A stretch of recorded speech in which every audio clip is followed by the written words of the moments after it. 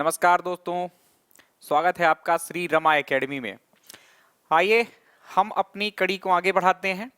कौन सी कड़ी हमारी चल रही है? तो हमारी एक श्रृंखला चल रही है जो कि यूनिट 1 की है। किस परीक्षा की तैयारी के संदर्भ में यह कड़ी चलाई जा रही है? तो मध्य प्रदेश लोक सेवा आयोग की प्रारंभिक परीक्षा बहुत ही नजदीक है आपके, उस हेतु यहाँ पर यूनिट 1 का प्रयास किया जा रहा है कि बहुत कम समयावधि में आपके लिए उसे कंप्लीट करा दिया जाए, ताकि आपकी परीक्षा की जो तैयारी है वह बहुत मजबूत हो सके और आप निश्चित रूप से उसको क्वालिफाई कर सकें। तो बहुत कम समय लेते हुए आइए आगे बढ़ते हैं। ये सिलेबस रहा आपके सामने जो फर्स्ट यूनिट का है, पहली इकाई का है। इसमें कुछ बातें मैं कंप्लीट करा चुका हूं पहले से ही, तो आपको उनको देखना चाहिए, निश्चित रूप से देखना चाहिए। बहुत मेहनत करके मैंने वो सब पढ़ाया हुआ है आपको, और यदि आप उनको देखकर क्वेश्चन लगाएंगे तो निश्चित रूप से आपसे कम 95 to 98% क्वेश्चन बनेंगे। कोई भी पुस्तक हो, कितनी भी खराब आप मान सकते हैं, क्योंकि आजकल का ट्रेंड है पुस्तकों में उटपटांग प्रश्न पूछने का। तो आप लगाइए, आपसे निश्चित रूप से क्वेश्चंस बनेंगे, चाहे जैसे प्रश्न हो। तो दो चीजें कंप्लीट हो गई हैं। हिस्ट्री के ये दो बातें थी हिस्ट्री की, एक तो मध्य प्रदेश के इतिहास की प्रमुख घटनाएं और राजवंश, वो कंप्लीट हो गए हैं, और स्वतंत्रता आंदोलन में मध्य प्रदेश का क्या योगदान था यह कंप्लीट हो चुका है। आज जो हम कंप्लीट करने वाले हैं वह तीसरा टॉपिक है, मध्य प्रदेश के प्रमुख धार्मिक एवं पर्यटन स्थल। मैंने ये सिलेबस अपने हिसाब से चेंज करके रखा है, जिस क्रम से पढ़ाना है मुझे। हिस्ट्री से ही जुड़ी हुई बातें होती हैं पर्यटन की, इसलिए मैंने सबसे पहले या कि तीसरे नंबर पर आपके पर्यटन को रखा है। ठीक, हिस्ट्री में बहुत सारे आप राजवंश पढ़ चुके हैं, बहुत सारे लोगों ने बहुत सारे निर्माण कार्य करवाए हैं, तो वो कहानी आपको याद होगी। पिछले लेक्चर्स आप देखेंगे तो आपको इजिली ये चीजें कवर हो जाएंगी, कौन कहाँ क्या शासन कर रहा था, है ना। आप अभी नए नए जुड़े हैं यदि इस लेक्चर में, तो निश्चित रूप से उन वीडियोस को आपको देखना ही चाहिए, क्योंकि यहाँ पर मैं थोड़ा सा चीजें क्या करूंगा, छांटने का प्रयास करूंगा, क्योंकि समय बहुत नहीं लेना है। जो बातें मैं पीछे बता चुका हूं, जो कहानियां आपको सुना चुका हूं पीछे, उनको मैं छोड़ने का प्रयास करूंगा। तो पर्यटन है, कंप्लीट करते हैं अपन जल्दी से जल्दी। लिखा है उसमें धार्मिक और पर्यटन स्थल इस प्रकार से, लेकिन हमें एक वृहद रूप से जो पर्यटन पढ़ना चाहिए वैसा पढ़ना है। कौन कौन से पर्यटन केंद्र हो सकते हैं, किस तरह से इसको हम विभाजित कर सकते हैं, यह देख लेते हैं। आइए, तो किन्हीं भी प्रकार के या किसी भी देश या किसी प्रदेश के पर्यटन स्थल को हम किस प्रकार से बांटें, तो सबसे पहले आप वहां के पर्यटन केंद्रों को बांट लीजिए पुरातात्विक और ऐतिहासिक पर्यटन स्थलों में, है ना। पुरातात्विक मतलब जहां से आपको कोई पुरातात्विक चीजें मिली हैं, कोई पाषाण उपकरण मिले हैं, जैसे कि भीमबेटका में शैल चित्र मिले हैं, जैसे कि कहीं से आपको कोई इमारत मिल जाए, है ना। तो पुरातत्व में क्या क्या चीजें आती हैं, जो पुरानी चीजें थी, इमारतें हैं, सिक्के हैं, ये सारी चीजें क्या होती है, पुरातत्व कहलाती हैं। तो अब बहुत बड़े बड़े स्मारक होते हैं, जैसे कोई महल मिल गया बहुत पुराना, किला मिल गया बहुत पुराना, उसके अलावा कोई मान लो गुफा मिल गई बहुत पुरानी, है ना। इसके अलावा कहीं पर शैल चित्र मिल गए या कि शैलाश्रय आपको मिल गए, वो सारी चीजें पुरातात्विक पर्यटन स्थल के अंतर्गत आती हैं। ऐतिहासिक भी वही है, जैसे कि कोई किला मिलेगा तो वो ऐतिहासिक श्रेणी में आता है। एग्जाम्पल्स हैं ये, इस क्रम में पढ़ना नहीं है हमको, ये तो सिर्फ एग्जाम्पल्स लिखे हुए हैं। जैसे कि ग्यारसपुर है आपके विदिशा में, बेस नगर है आपके विदिशा में, ये सब कैसे हैं, पुरातात्विक स्थल। यहाँ से बहुत प्राचीन मानव की जानकारियां हमको प्राप्त हुई हैं।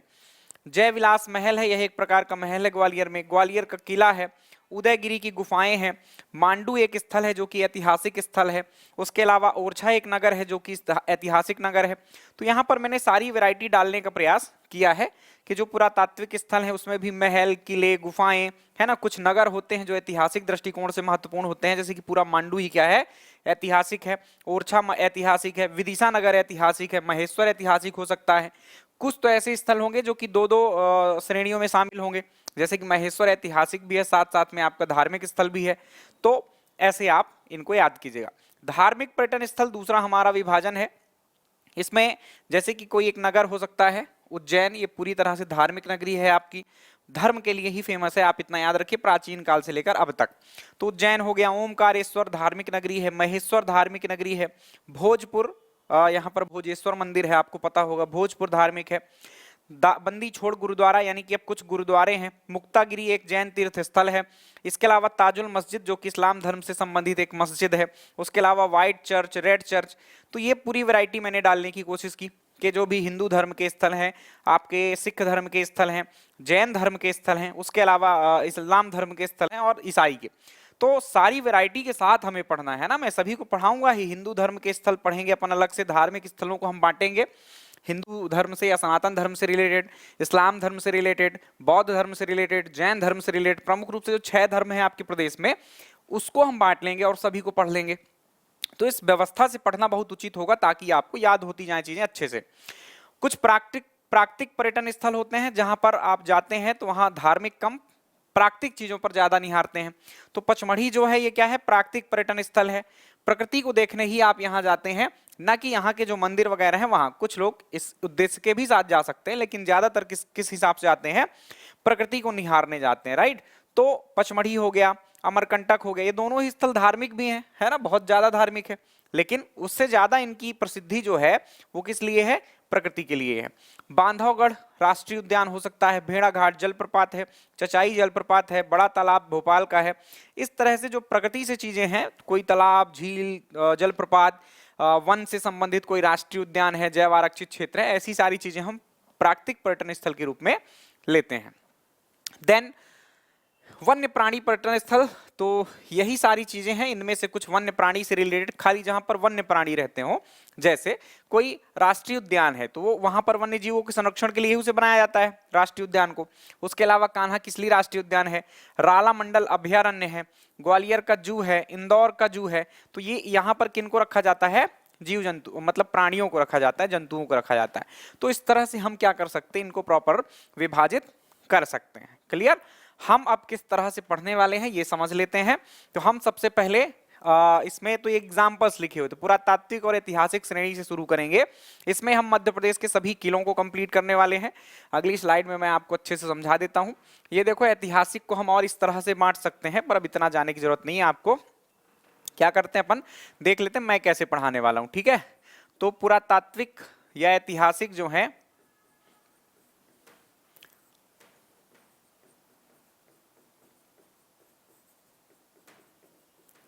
पुरातात्विक या ऐतिहासिक जो पर्यटन केंद्र है उसमें हम क्या क्या देखने वाले हैं। तो मध्य प्रदेश के किले पढ़ेंगे, इसके अलावा मध्य प्रदेश के प्रमुख महलों को पढ़ेंगे, इसके अलावा मध्य प्रदेश की प्रमुख गुफाएं पढ़ेंगे, राइट। तो ये इस प्रकार से हम पढ़ने वाले हैं इनको, ये ऐतिहासिक और पुरातात्विक पर्यटन केंद्र हैं। देन इसी के बाद हम आगे चालू करेंगे क्या, अपना धार्मिक पर्यटन स्थल। कौन से पर्यटन स्थल स्टार्ट करेंगे अपन, धार्मिक, है ना। धार्मिक में भी मैंने बताया कि जो कि आपके सनातन के हो सकते हैं, आपके बौद्ध धर्म के होंगे, आपके जैन धर्म के होंगे, इस्लाम धर्म के होंगे, राइट। बहुत सारे स्थल हैं धार्मिक में। देन आपने जो पीछे टेबल देखी, फ्लो चार्ट देखा, उसमें आपने क्या देखा है कि यहाँ पर प्राकृतिक पर्यटन स्थल आ गए, है ना। ये बांटने के उद्देश्य से ठीक है, लेकिन पढ़ने के दृष्टिकोण से क्रम गड़बड़ा जाएगा और आपको समझ में चीजें नहीं आएंगी। तो इनको हम किस रूप में ले लेते हैं, ये कहीं ना कहीं किन्हीं नगरों में स्थित है, किन्हीं जगहों पर स्थित है। तो यहाँ पर हम प्रमुख पर्यटन केंद्र के रूप में जगहों को लेंगे, जैसे कि मांडू हो गया आपका, ये क्या है, ये एक पर्यटन केंद्र के रूप में है। उसमें कौन से किले या कौन से महल या कौन कौन सी चीजें, कोई झील तालाब आएगा, वो सब कवर करेंगे। जैसे कि इंदौर शहर को उठा लेंगे, उसमें भी कहीं ना कहीं कुछ पुरातात्विक होंगे, कुछ धार्मिक होंगे और कुछ ऐतिहासिक होंगे। तो वो सारे नगर की जानकारी के साथ साथ हम उनके अंदर आने वाले जो पर्यटन केंद्र हैं, दर्शनीय स्थल हैं, उनको देखने वाले हैं। तो इस 3 क्रम में तोड़कर हम पढ़ने वाले हैं, जिससे सब कुछ कंप्लीट होने वाला है आपका पर्यटन का, राइट। तो इंदौर, विदिशा, शिवपुरी, है ना, आप मांडू, ओरछा, ग्वालियर, ये सारे जो नगर हैं, भोपाल, ये सब पर्यटन के लिए काफी फेमस है। बहुत सारी चीजें हैं यहाँ पर, उनको कंप्लीट करेंगे। कुछ विशेष और स्थल होंगे, जैसे कि आपका हनुमंतिया टापू हो गया, नया नया बढ़िया चर्चा में है, इनको देखेंगे, है ना। ओमकारेश्वर तो अपन धर्म में ही देख लें, धार्मिक स्थल में ही देख लेंगे। वहां पर बन रहा है आपका क्या, जो शंकराचार्य जी थे उनकी प्रतिमा बनाई जा रही है अष्टधातु से।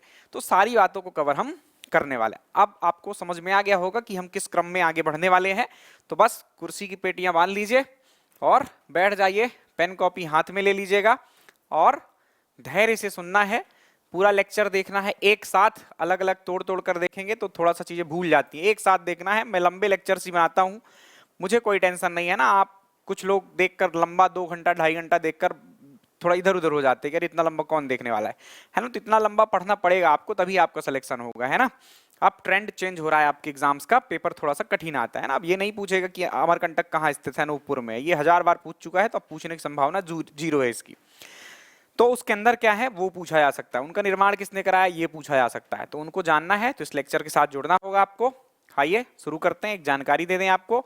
जैसे एमपी सरल तो बहुत है ना, एमपी में कोई कठिन बात नहीं है, बस उसका क्रम समझना पड़ता है कि कैसे पढ़ें हम इस विषय को, एमपी जीके को। बाकी सब कुछ समझ में आ जाता है, किताबों में पढ़ लेते हैं आप, इजीली सब कुछ समझ में आ जाता है। लेकिन सही तथ्य और सही जानकारी और क्रमबद्ध तरीके से पढ़ाने की जो बात होती है वो कहीं कहीं आपको मिलती है। और बहुत सारे विद्वान होंगे, मैं विद्वान हूँ ऐसा नहीं कह रहा, पर मैं बहुत प्रयास कर रहा हूँ आपके लिए कि वो जिस क्रम में पढ़ना चाहिए आपको उसी व्यवस्था के साथ में पढ़ा रहा हूँ आपको। तो एमपीजीके की 3.5 यूनिट आप कह दीजिए, है ना, जिसमें कि 1 इकाई है, तीसरी इकाई है, 5वीं इकाई है, उसके अलावा 8वीं इकाई में भी एमपीजीके से रिलेटेड चीजें हैं। तो ये 4 यूनिट तो मैं अच्छे से आपको कंप्लीट कराने वाला हूँ। फिर आपका बचता है 7th यूनिट, जिसमें बहुत परेशानी होती है क्योंकि वो सारी यूनिट में जो टॉपिक्स हैं वो साइंस से रिलेटेड हैं। तो साइंस की समस्या को दूर करना है आपको, तो ये एसजी सर ने सीरीज चालू की है, उनको भी आप देखिए, जुड़िए और समझिए चीज़ों को, है ना। बहुत बढ़िया एनिमेशन वगैरह का इस्तेमाल करते हैं हमारे सर। और जो आप पढ़ रहे हैं क्लास में, है ना, जैसे मेरी क्लास होगी, टॉपिक है पर्यटन, पीछे हिस्ट्री पढ़ा है, तो टॉपिक वाइज आपको टेस्ट सीरीज भी मिलती है, तो डिस्क्रिप्शन में आपके लिंक मिल जाएगा, उसको डाउनलोड करिए, पढ़िए, उसको उसके ऑब्जेक्टिव लगाइए, पुस्तकों का भी सहारा लीजिए, पुस्तकों से ऑब्जेक्टिव लगाइए, जैसी सुविधा हो वैसा आप कीजिए। आइए अब आरंभ करते हैं। हम पढ़ने वाले हैं प्यारे बच्चों मध्य प्रदेश के किले। मध्य प्रदेश में बहुत सारे किले हैं, कुछ बहुत बड़े स्तर के किले हैं राष्ट्रीय स्तर पर जिनकी पहचान है, और कुछ छोटे भी हैं जिनको आपके प्रदेश स्तर पर जाना जाता है, और कुछ और इतने छोटे हैं जिनको जिले स्तर पर भी नहीं जाना जाता है, लेकिन आपके प्रदेश में एक संस्थान है जिसका नाम है व्यापम, है ना, पीबी, उसके बाद फिर अभी कर्मचारी चयन आयोग हो चुका है, तो वो बहुत कचरा क्वेश्चन पूछता है, और उस लेवल पर आपको इतना जाने की जरूरत नहीं है यहाँ पर कहीं ना कहीं जो प्रश्न आ चुके हैं उनको थोड़ा बहुत मैं कवर करने की कोशिश करूंगा। तो आइए फटाफट शुरू करते हैं बिना किसी विलंब के। पहला किला है आपका सबसे महत्वपूर्ण, मध्य प्रदेश का सबसे बड़ा किला, इसका नाम है ग्वालियर का किला।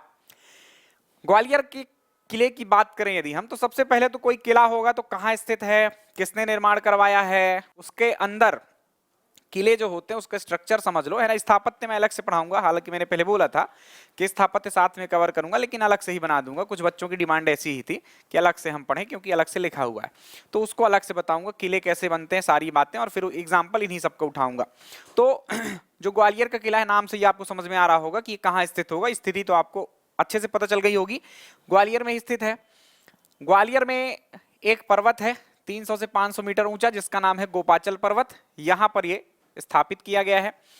जो मैं बात बता रहा था कि किले जो होते हैं, किले एक बहुत बड़े क्षेत्र में बहुत प्राचीरों से, मतलब बड़ी बड़ी प्राचीरों से घिरे होते हैं, बने होते हैं, और उनके अंदर बहुत सारी चीजें होती हैं, कुछ महल हो सकते हैं, उसके अलावा कुछ उसके अंदर मंदिर भी हो सकते हैं, क्योंकि ग्वालियर है, इंदौर है, ऐसे शहर है, इंदौर में तो नहीं पर ग्वालियर में तो बहुत सारे शासकों का शासन रहा। आपके जिन्होंने स्थापना की वो सूरज सेन नाम के शासक थे जो कि पाल वंश के थे, आगे चल के प्रतिहारों का शासन आएगा, आगे चल के चंदेलों का शासन आएगा, आगे चल के सिंधिया का शासन आएगा, अंग्रेजों का शासन आएगा, मुगलों ने किया, सल्तनत काल के शासकों ने किया। तो इतना लंबा जब इतिहास है तो वहां पर जो चीजें बनेंगी वो तो अलग अलग काल में बनेंगी और अलग अलग चीजें बनेगी अपने हिसाब से। तो जो पुराने किले हैं वहां पर ऐसी चीजें आपको मिलेंगी, तो एक किले के अंदर, एक परिसर के अंतर्गत बहुत सारी चीजें आपको देखने को मिलेंगी, तो वो भी हम यहाँ कवर करेंगे कि ग्वालियर के किले के अंदर बहुत सारी चीजें हैं। तो आइए शुरू करते हैं। ग्वालियर का किला ग्वालियर में है, इसका निर्माण किसने करवाया था, तो ये प्रश्न पूछा जा चुका है आपके पीईबी के एग्जाम में, मैं बताता जाऊंगा कहां पर क्या पूछा गया, ईयर मुझे याद नहीं रहते कि कब पूछा गया। तो ये पूछा गया था कि इस किले का निर्माण कब किया गया है, थोड़ा विवादित है लेकिन आपके एग्जाम में माना गया है मध्य प्रदेश स्तर पर, तो आप इसको 8वीं सदी ही याद रखिएगा, 725 ईस्वी के आसपास बनाया गया है ऐसा माना जाता है। किसने बनवाया है, तो सूरज सेन नामक एक व्यक्ति थे जिनका नाम सुहन पाल भी मिलता है, इसीलिए इस वंश का नाम भी पाल वंश है, ये ध्यान रखना। तो सूरज सेन या सोहन पाल कुछ भी मिल जाए आपको उत्तर लगा देना है। इन्होंने निर्मित करवाया था। एक कहानी इसके पीछे यह मिलती है कि यहाँ पर एक ग्वालियर नाम के ऋषि रहा करते थे। किस नाम के, जो शहर का नाम है आपका ग्वालियर, उसी नाम से एक ऋषि थे ग्वालियर, तो ग्वालियर नाम के ऋषि यहाँ रहते थे। सूरज सेन एक बार बीमार हो गए थे, इनको कुष्ठ रोग हो गया था, तो उसके लिए परेशान थे और उनकी मुलाकात होती है ग्वालियर ऋषि से। ग्वालियर ऋषि ने कहा कि तुम ठीक हो जाओगे, एक बढ़िया किले का निर्माण करवाओ हमारे नाम पर। उन्होंने उनके नाम पर, उन ऋषि के नाम पर, ग्वालियर ऋषि के नाम पर एक किले का निर्माण करवाया, जो कि ग्वालियर का ही किला था। उन्हीं के नाम पर ही उस किले का नाम रखा गया है ग्वालियर, है ना। बाद में वहां लोग बसना शुरू हुए और बाद में वह नगर का विकास हुआ, ये ध्यान रखिएगा। तो ज्यादा सामान्यतः क्या होता है, नगरों के नाम पर किले के नाम पड़ जाते हैं, लेकिन यहाँ क्या है, किले के नाम पर नगर का नाम पड़ा हुआ है। तो ग्वालियर ऋषि के नाम पर बसा हुआ है और सूरज सेन ने इसका निर्माण करवाया था। ज्यादातर जो किले होते हैं वो लाल बलुआ पत्थर से और चूने से इनकी जुड़ाई होती है, ये ध्यान रखिएगा। पुराने जो स्मारक है जोड़ने के लिए चूने, बेल के जो बूदा होता है, गुदा होता है ना, और कुछ प्राकृतिक जो चीजें होती हैं उन सब का यूज करते हैं और बढ़िया चिपका देते हैं। आज से भी मजबूत चीजें थी वो उस काल की, लेकिन सीमेंट अब सस्ती और सुलभ है, इसलिए हम उसी का इस्तेमाल करते हैं। किले के कुछ उपनाम है जो कि पूछे गए हैं, खूब पूछे गए हैं। किले के उपनामों में बात करें तो पहला है किलों का रत्न किसे कहा जाता है, तो वह ग्वालियर का किला है। इसके अलावा पूर्व का जिब्राल्टर भी इसको कहा जाता है। जिब्राल्टर एक जगह का नाम है जो कि स्पेन के पास स्थित है, भूमध्य सागर में। पूर्व का जिब्राल्टर, क्योंकि इंडिया लगभग आपका पूर्व दिशा में ही आता है विश्व के नक्शे में। भारत के किलों में मोती, ये भी इसका नाम है ना। तो रत्न और मोती आप एक जैसा समझ सकते हैं। तो किलों में रत्न या किलों का रत्न किसे कहते हैं, ग्वालियर के किलों को। किलों में जो मोती है वो कौन सा है, तो वो है आपका ग्वालियर का किला। इसके अलावा पूर्व का जिब्राल्टर, बहुत फेमस है ये तीनों के तीनों नाम, इनको याद रखना है आपको। अब किले के अंदर कुछ चीजें हैं आपकी, परिसर के भीतर स्थित कुछ स्मारक हैं, ऐसा मैं कहना चाहूंगा, है ना। वैसे ही हेडिंग बनाऊंगा मैं, तो उसके पहले कुछ स्मारक के तौर पर ही आप ले सकते हैं। किलों में प्रवेश करने के लिए कुछ प्रवेश द्वार है। कई किलों में ऐसे प्रवेश द्वार मिलेंगे जो पूछे जाते हैं कि कौन सा प्रवेश द्वार या दरवाजा कहाँ स्थित है, ऐसा पूछा जाता है। ये आपको कुछ बातें दिख रही होंगी मेरी, कुछ को मैंने रेड कर रखा है, कुछ को ब्लू कर रखा है। तो जिनको मैंने पहले से ही ब्लू किया हुआ है वो कहीं ना कहीं पूछे गए हैं। जिनको नहीं भी किया है तो ये मत समझ लेना कि वो नहीं पूछे गए हैं, ये पूछे गए हैं तीनों की तीनों। पूर्व का जिब्राल्टर कई बार एग्जाम्स में आ चुका है और नेशनल लेवल के एग्जाम्स में आता है, ये एमपी का बस नहीं है ये, है ना। तो इनको याद रखना है। तो आलमगीर दरवाजा जो है तो ये पूछा जा चुका है। इसके अलावा हिंडोला दरवाजा यहीं पर है, इसको बादल महल भी कहते हैं। यहाँ पर एक शासक हुए मान सिंह तोमर, उनके चाचा का नाम था बादल सिंह, तो उनके नाम पर बादल दरवाजा या कि हिंडोला दरवाजा है। गुजरी महल, गुजरी रानी मृगनयनी थी उनकी, तो उनके नाम पर गुजरी महल दरवाजे का भी निर्माण हुआ। और चतुर्भुज दरवाजा है। इसके अलावा हाथी फोड़ दरवाजा है। दरवाजे और बहुत सारे हैं उसमें, लेकिन 5 दरवाजे हैं, ये याद रखना। मुख्यतः जो संख्या है दरवाजों की वो कितनी है, 5। संख्या भी पूछी जाती है आपसे, तो दरवाजे की संख्या है यहाँ पर 5, लेकिन और भी छोटे मोटे दरवाजे हैं, ये याद रख सकते हैं अलग से आप। आइए, ये थी ग्वालियर के किले की शुरुआत की कहानी। अब ग्वालियर के किले में बहुत सारी चीजें अंदर बनी हुई हैं। ग्वालियर के किले के भीतर बहुत बड़ा प्रांगण है उसका, उसके भीतर बहुत सारी चीजें बनी हैं। बहुत महत्वपूर्ण किला है, बहुत सारे क्वेश्चन आपको इसी किले से कंप्लीट हो जाने वाले हैं। ठीक, तो आइए देखते हैं क्या क्या बना हुआ है ग्वालियर के किले के भीतर। तो उसमें सबसे पहले बात करें हम, जो अंतिम में या जो सबसे प्रसिद्ध है उस तरह से हम लेंगे। ऊपर से नीचे की तरफ चीजें प्राचीन होती जाएंगी, हालांकि ऐसा कोई क्रम यहाँ पर मैंने बनाया नहीं है। गुजरी महल, आपको पता है मान सिंह, आपने हिस्ट्री पढ़ी है ना। मैं उनकी कहानी नहीं सुनाने वाला हूँ, क्योंकि मैंने पहले ही बोला है आपको कि आपको पीछे के लेक्चर्स देखने होंगे। बहुत मेहनत और बहुत सारी जानकारियां मैंने वहां पर दे रखी है आपको, सारे वंश बहुत ठीक से पढ़ाए हैं।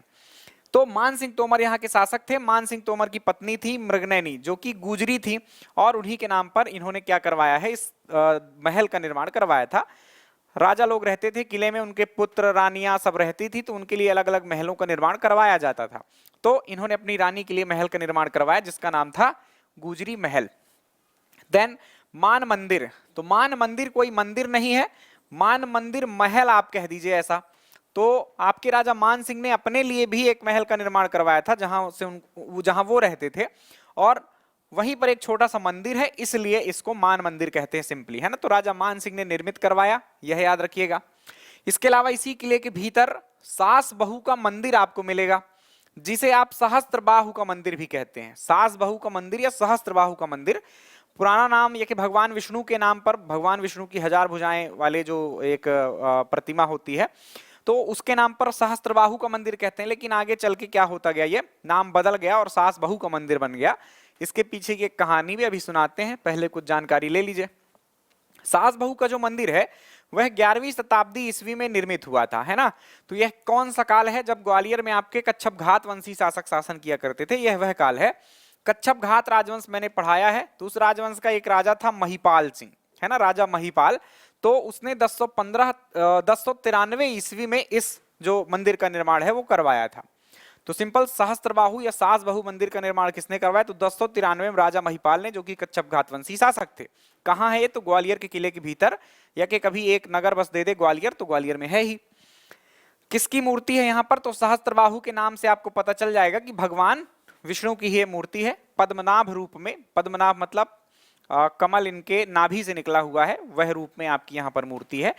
पद्म मतलब कमल होता, नाभि मतलब नाभि, राइट, ये बात है। अब इसको सास बहू क्यों कह देते हैं? तो बड़ी रोचक कहानी है। यहाँ पर जो महिपाल थे उनकी पत्नी थी भगवान विष्णु की भक्त, उन्होंने कहा कि एक मंदिर बनवाओ, तो अब वो मना तो कर नहीं सकते थे, पत्नी है, पत्नी की बात कौन काटता है ना, है हिम्मत किसी की।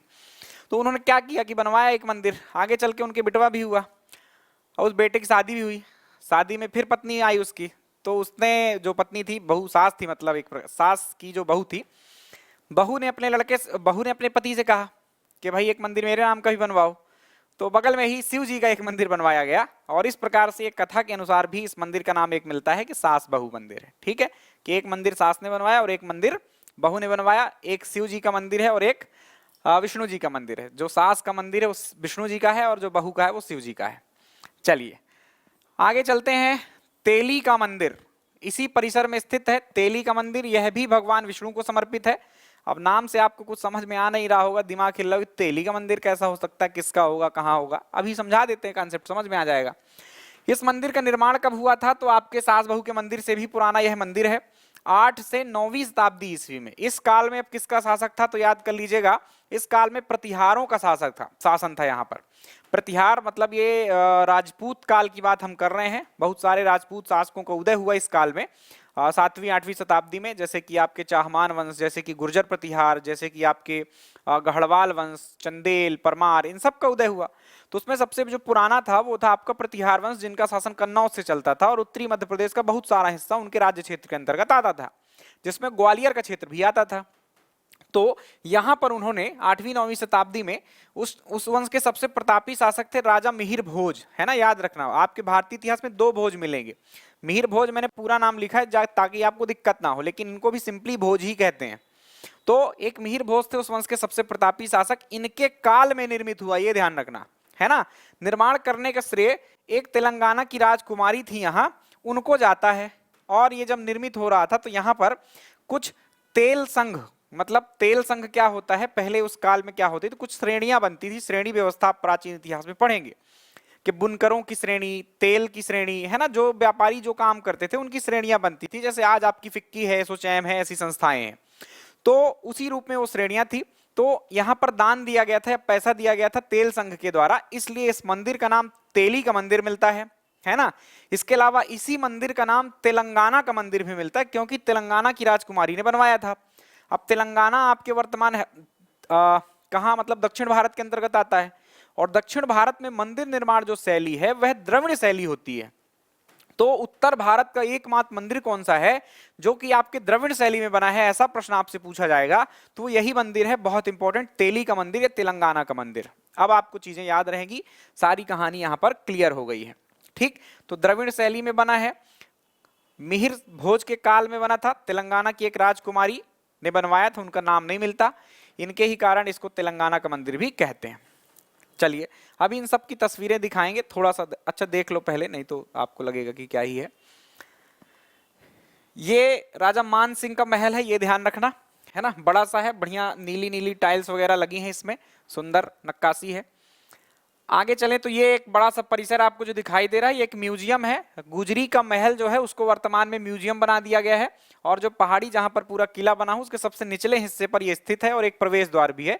पीछे आपने दरवाजे जो देखे हैं ग्वालियर के किले के, उसमें गुजरी महल दरवाजा भी आपने देखा है, तो उस किले में प्रवेश करने के लिए एक दरवाजे के रूप में भी ये काम करता है। ये प्रवेश द्वार है, आप कह दीजिए, गुजरी महल यहाँ संक्षिप्त अक्षरों में लिखा हुआ है।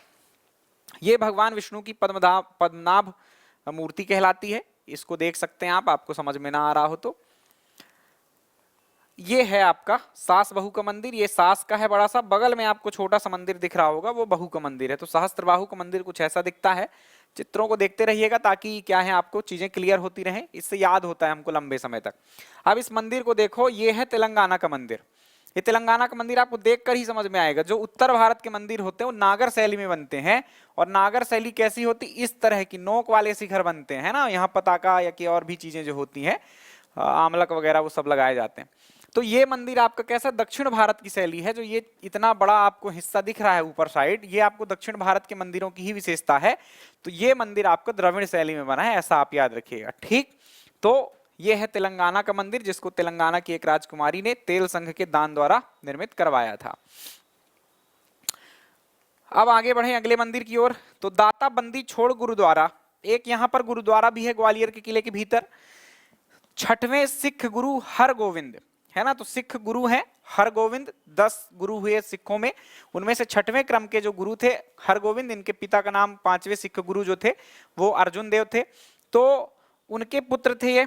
हुआ क्या था कि अर्जुन देव ने क्या किया था, एक जहांगीर शासक हुआ आपका मुगल शासक, उसका एक पुत्र था खुसरो, उसको शरण दे रखी थी उन्होंने, है ना, उसने विद्रोह कर दिया था जहांगीर के खिलाफ, तो उसको शरण दे रखी थी, तो उन्होंने उस पर जुर्माना लगा दिया था, उन पर जुर्माना लगा दिया था अर्जुन सिंह पर, अर्जुन देव पर।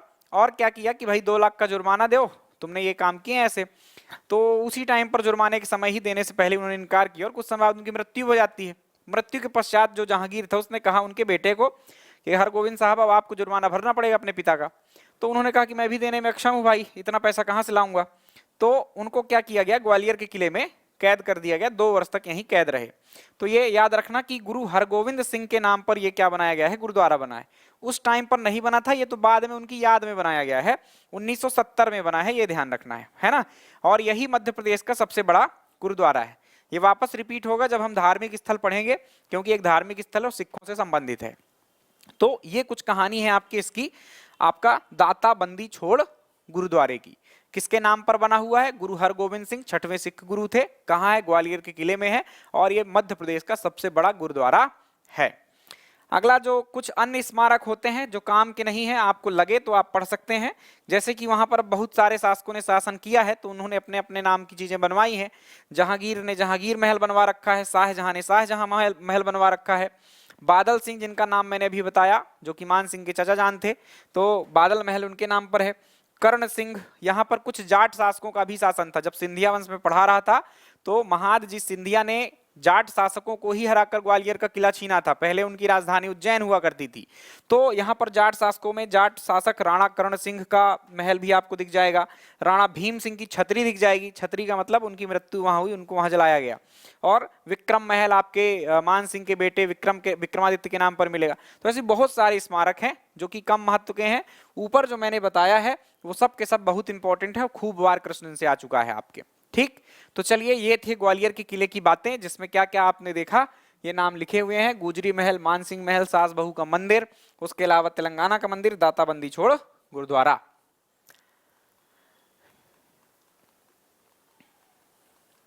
ये दाता बंदी छोड़ गुरुद्वारा है, बहुत बड़ा गुरुद्वारा है। बहुत ज्यादा मात्रा में यहाँ सिख जो अनुयायी हैं वो यहाँ जाते हैं।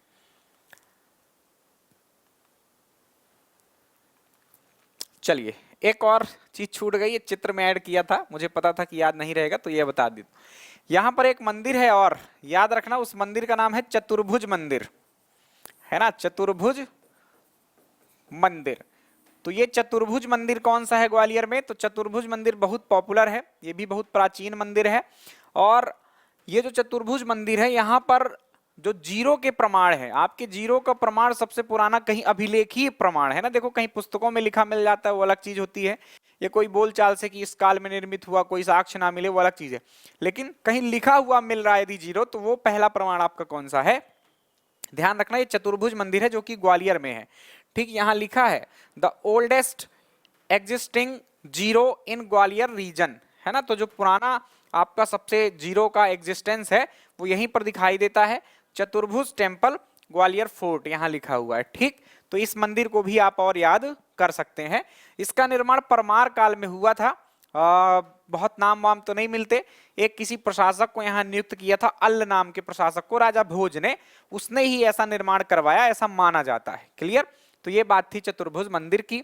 कुछ प्रतिमाएं भी हैं जो पहाड़ी है, पहाड़ी की तलहटी में ऐसी कुछ प्रतिमाएं हैं जो कि जैन धर्म से रिलेटेड है, तो इनको भी आप याद कर सकते हैं कि जैन धर्म के लिए भी यह एक प्रसिद्ध केंद्र है। तो हिंदू धर्म, जैन धर्म और उसके अलावा सिखों के लिए यह एक केंद्र है जहां पर लोग जाते हैं इनको देखने। ये बहुत सारी मूर्तियां हैं, बहुत जबरदस्त मूर्तियां हैं, तो जैनों के एक केंद्र के रूप में आप इनको याद रखिएगा। ये एक सूरज कुंड है, सूरज सेन जिसने स्थापना की थी ग्वालियर के किले की, उसने एक वहां पर कुंड भी बनवाया था, एक तालाब था, उसका नाम क्या रखा था? सूरज कुंड। कभी पूछा जाए तो ध्यान रखना सूरज कुंड आपके ग्वालियर में ही है। आइए अब अगले किले पर चलते हैं। अगला किला है हमारा धार का किला। कौन सा किला है? धार का किला। हम महत्वपूर्ण किलों से कमजोर या के कम महत्वपूर्ण किलों की ओर चल रहे हैं। तो धार का किला भी बहुत महत्वपूर्ण है। अब आपको पता तो चल गया होगा नाम से कि धार का किला कहाँ है, धार में स्थित है। और एक पहाड़ी पर ज्यादातर ऐसे किले विले जो बनते थे वो कहीं ना कहीं पहाड़ियों पर ही बना करते थे। इसका जो निर्माण किया है वो किसने किया है? दो बातें हैं, मैं बता देता हूं। एक तो जो एग्जाम में पूछा गया और एक जो वास्तविकता है। वास्तविकता यह है कि इसका निर्माण वास्तव में परमार काल में हो गया था, है ना। किस काल में हो गया था? परमार काल में हो गया था। लेकिन ज्यादातर जो निर्माण कार्य हुए वो बाद में लोगों ने करवाए। इसमें एक बार की घटना है कि मोहम्मद बिन तुगलक दक्षिण अभियान में गया हुआ था देवगिरी, जहां औरंगाबाद आज का है वो। तो देवगिरी, औरंगाबाद भी नहीं भाई, वो संभाजी नगर हो चुका है, ठीक, ये याद रख लेना, उसका नाम चेंज हो गया है। तो जो संभाजी नगर है वहां गया हुआ था अभियान में, और लौटते वक्त यहाँ वो रुका था धार के किले में, और काफी सारी चीजों का निर्माण करवाया। और तब से यही माना जाता है कि 14वीं शताब्दी में मोहम्मद बिन तुगलक द्वारा इसका निर्माण करवाया गया। तो इसका नाम याद रखना, ये पीईबी के आपके क्वेश्चन है, पूछा जा चुका है अभी कुछ समय पहले ही। और हिंदू, मुस्लिम और अफगान शैली में निर्मित है। तो ये शैलियां आप ये ऐसे क्लियर कर सकते हैं कि किन शैली में निर्मित होगा, वहां पर किसने किसने शासन किया है, ठीक। तो यदि वहां पर हिंदुओं का भी शासन रहा, राजपूतों का और मुस्लिमों का भी, तो वो आपको हिंदू राजपूत शैली, मिश्रित शैली जो है तो मिल जाएगी। इसमें भी कुछ परिसर में स्मारक है। अब ग्वालियर के किले की तरह बहुत सारे तो नहीं मिलेंगे, कम कम मिलेंगे। एक है खरबूजा महल, जो पूछा जा चुका है, तो इसको याद रखना कि खरबूजा महल किस किले में स्थित है। जब हम महल पढ़ेंगे ना, अभी से ध्यान कर लो, जब महल पढ़ेंगे, इसके आगे किलों के बाद हम महल पढ़ेंगे, तो यहीं के सारे महल रिपीट होंगे, बता दे रहा हूं। तो वहां सिर्फ मैं नाम लेने वाला हूं कि ये महल यहाँ स्थित है। तो खरबूजा महल जो है वो धार में है और धार के किले में है, ये याद रखना। यहीं पर एक शीश महल भी है। शीश महल अब बहुत सारे हैं आपके मध्य प्रदेश में, तो इसका इंपॉर्टेंट नहीं है, ये ध्यान रखना। एक ओरछा का शीश महल है, वो इंपॉर्टेंट है। अब्दुल शाह चंगल का मकबरा, तो ये एक सूफी संत थे, इनका मकबरा है यहाँ पर। और एक प्रसिद्ध काल का मंदिर है जो कि बहुत प्राचीन है, मतलब वही परमार कालों का है। परमारों की राजधानी थी ना ये आपकी धार, तो निश्चित रूप से यहाँ पर चीजें हमको उन्हीं के काल की बहुत सारी मिलेंगी। तो ये कुछ बातें थी आपके परिसर में स्थित स्मारकों की। कुछ और तथ्य हैं जो धार के किले से जुड़े हुए हैं और जो पूछे जाते हैं, और बहुत महत्वपूर्ण तथ्य हैं। पहला ही तथ्य इतना इंपॉर्टेंट है, आपसे पूछा जाता है कि बाजीराव का जन्म किस किले में हुआ था। अब बाजीराव एग्जाम्स में आ चुका है ये क्वेश्चन, और ये नहीं बताया जाता कौन सा बाजीराव, लेकिन आपको ये याद रखना ये बाजीराव द्वितीय थे। आपने हिस्ट्री मेरी पढ़ी होगी यदि एमपी की, तो इनकी चर्चा खूब की है मैंने। ये आपके अंतिम पेशवा थे, और इनका जन्म जो हुआ था ये राघोबा नाम के, रघुनाथ राव नाम के एक और पेशवा हुए आपके मराठा साम्राज्य में, उनके पुत्र थे ये।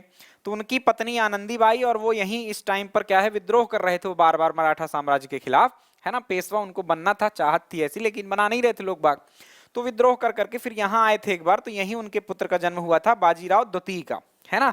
तो ये पूछा जाने वाला प्रश्न है। उसके अलावा दारा सिकोह को शरण किस मध्य प्रदेश के किस किले में मिली थी?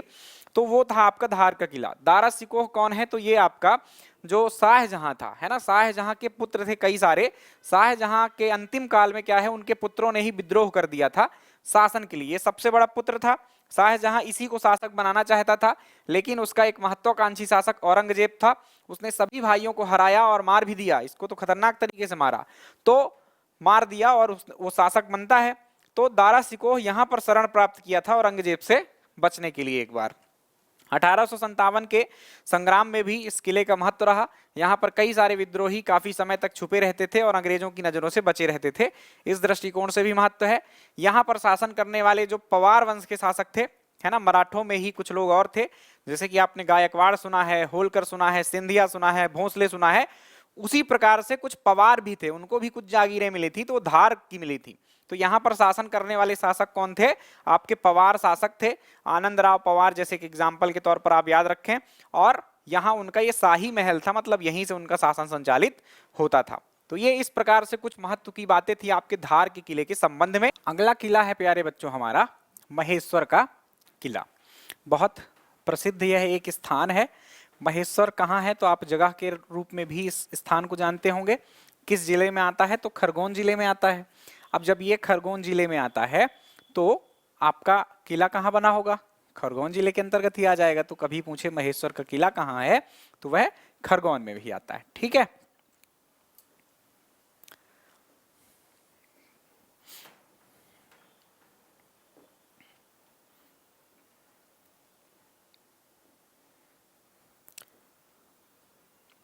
चलिए।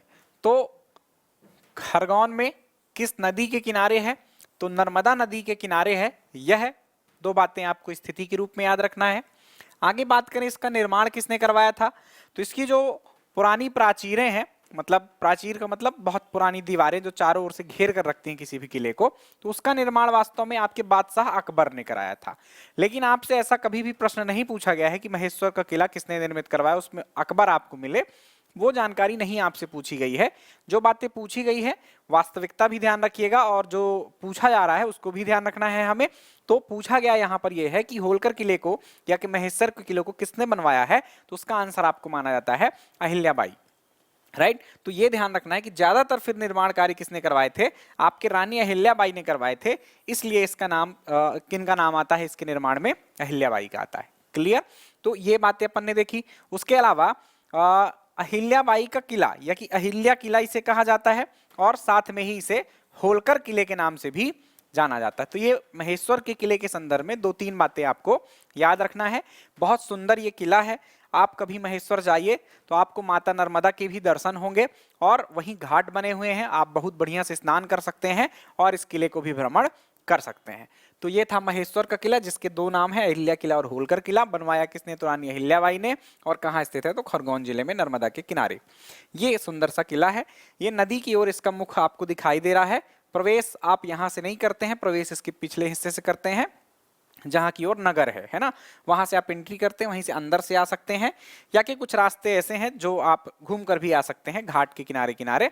तो यहाँ जस्ट सामने इसके नर्मदा माता बहती हैं, वहां स्नान करिए और इस किले को बढ़िया एक्सप्लोर कीजिए। आप लोग कभी जाइए तो इसको जरूर घूमिएगा।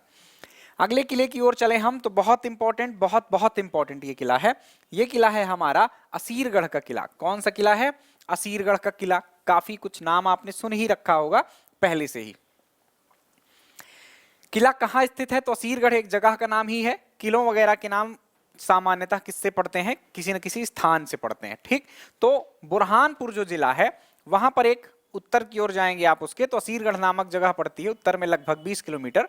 तो वहां पर ये असीरगढ़ नामक जगह है, वहीं पर एक किला बनवाया गया था।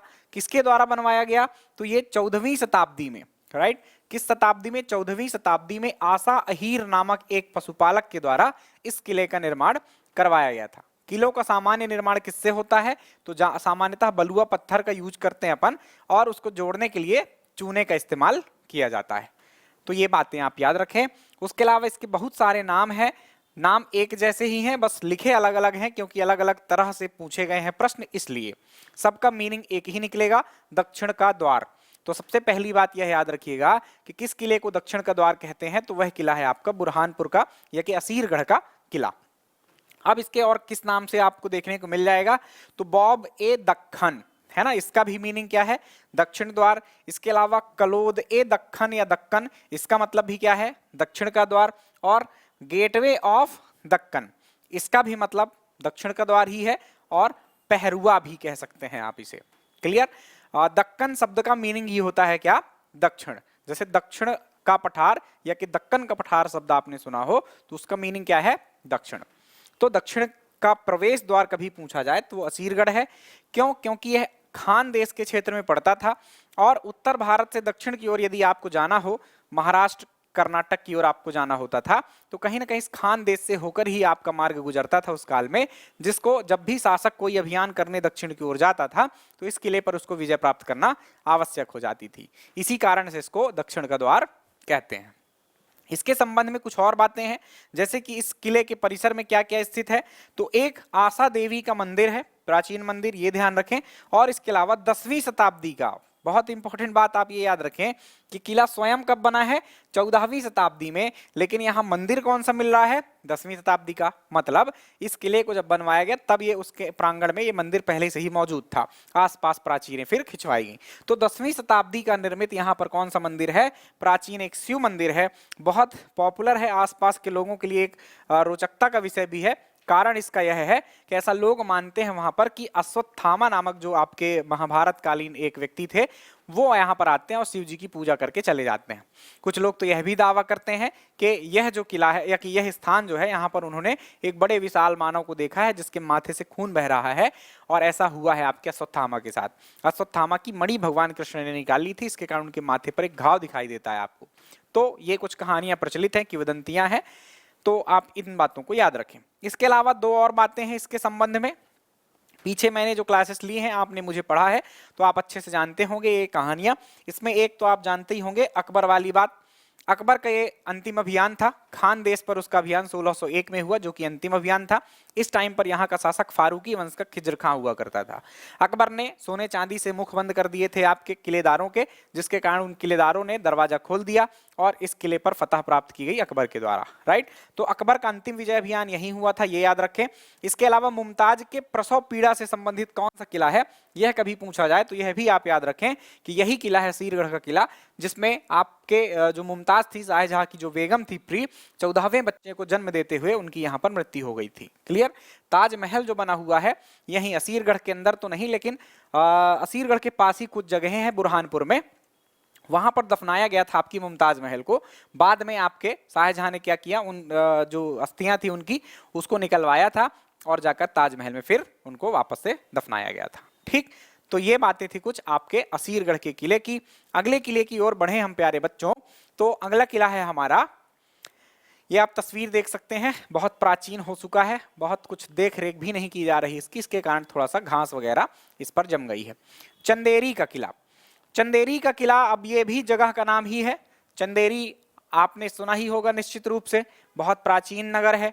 चंदेरी पर एक मूवी भी शूट हुई थी जिसका नाम था स्त्री। स्त्री एक मूवी थी, उसमें कुछ भूत भूत से रिलेटेड चीजें थी, वो चीजें कुछ कवर की गई थी यहाँ पर चंदेरी में और किले के आसपास भी।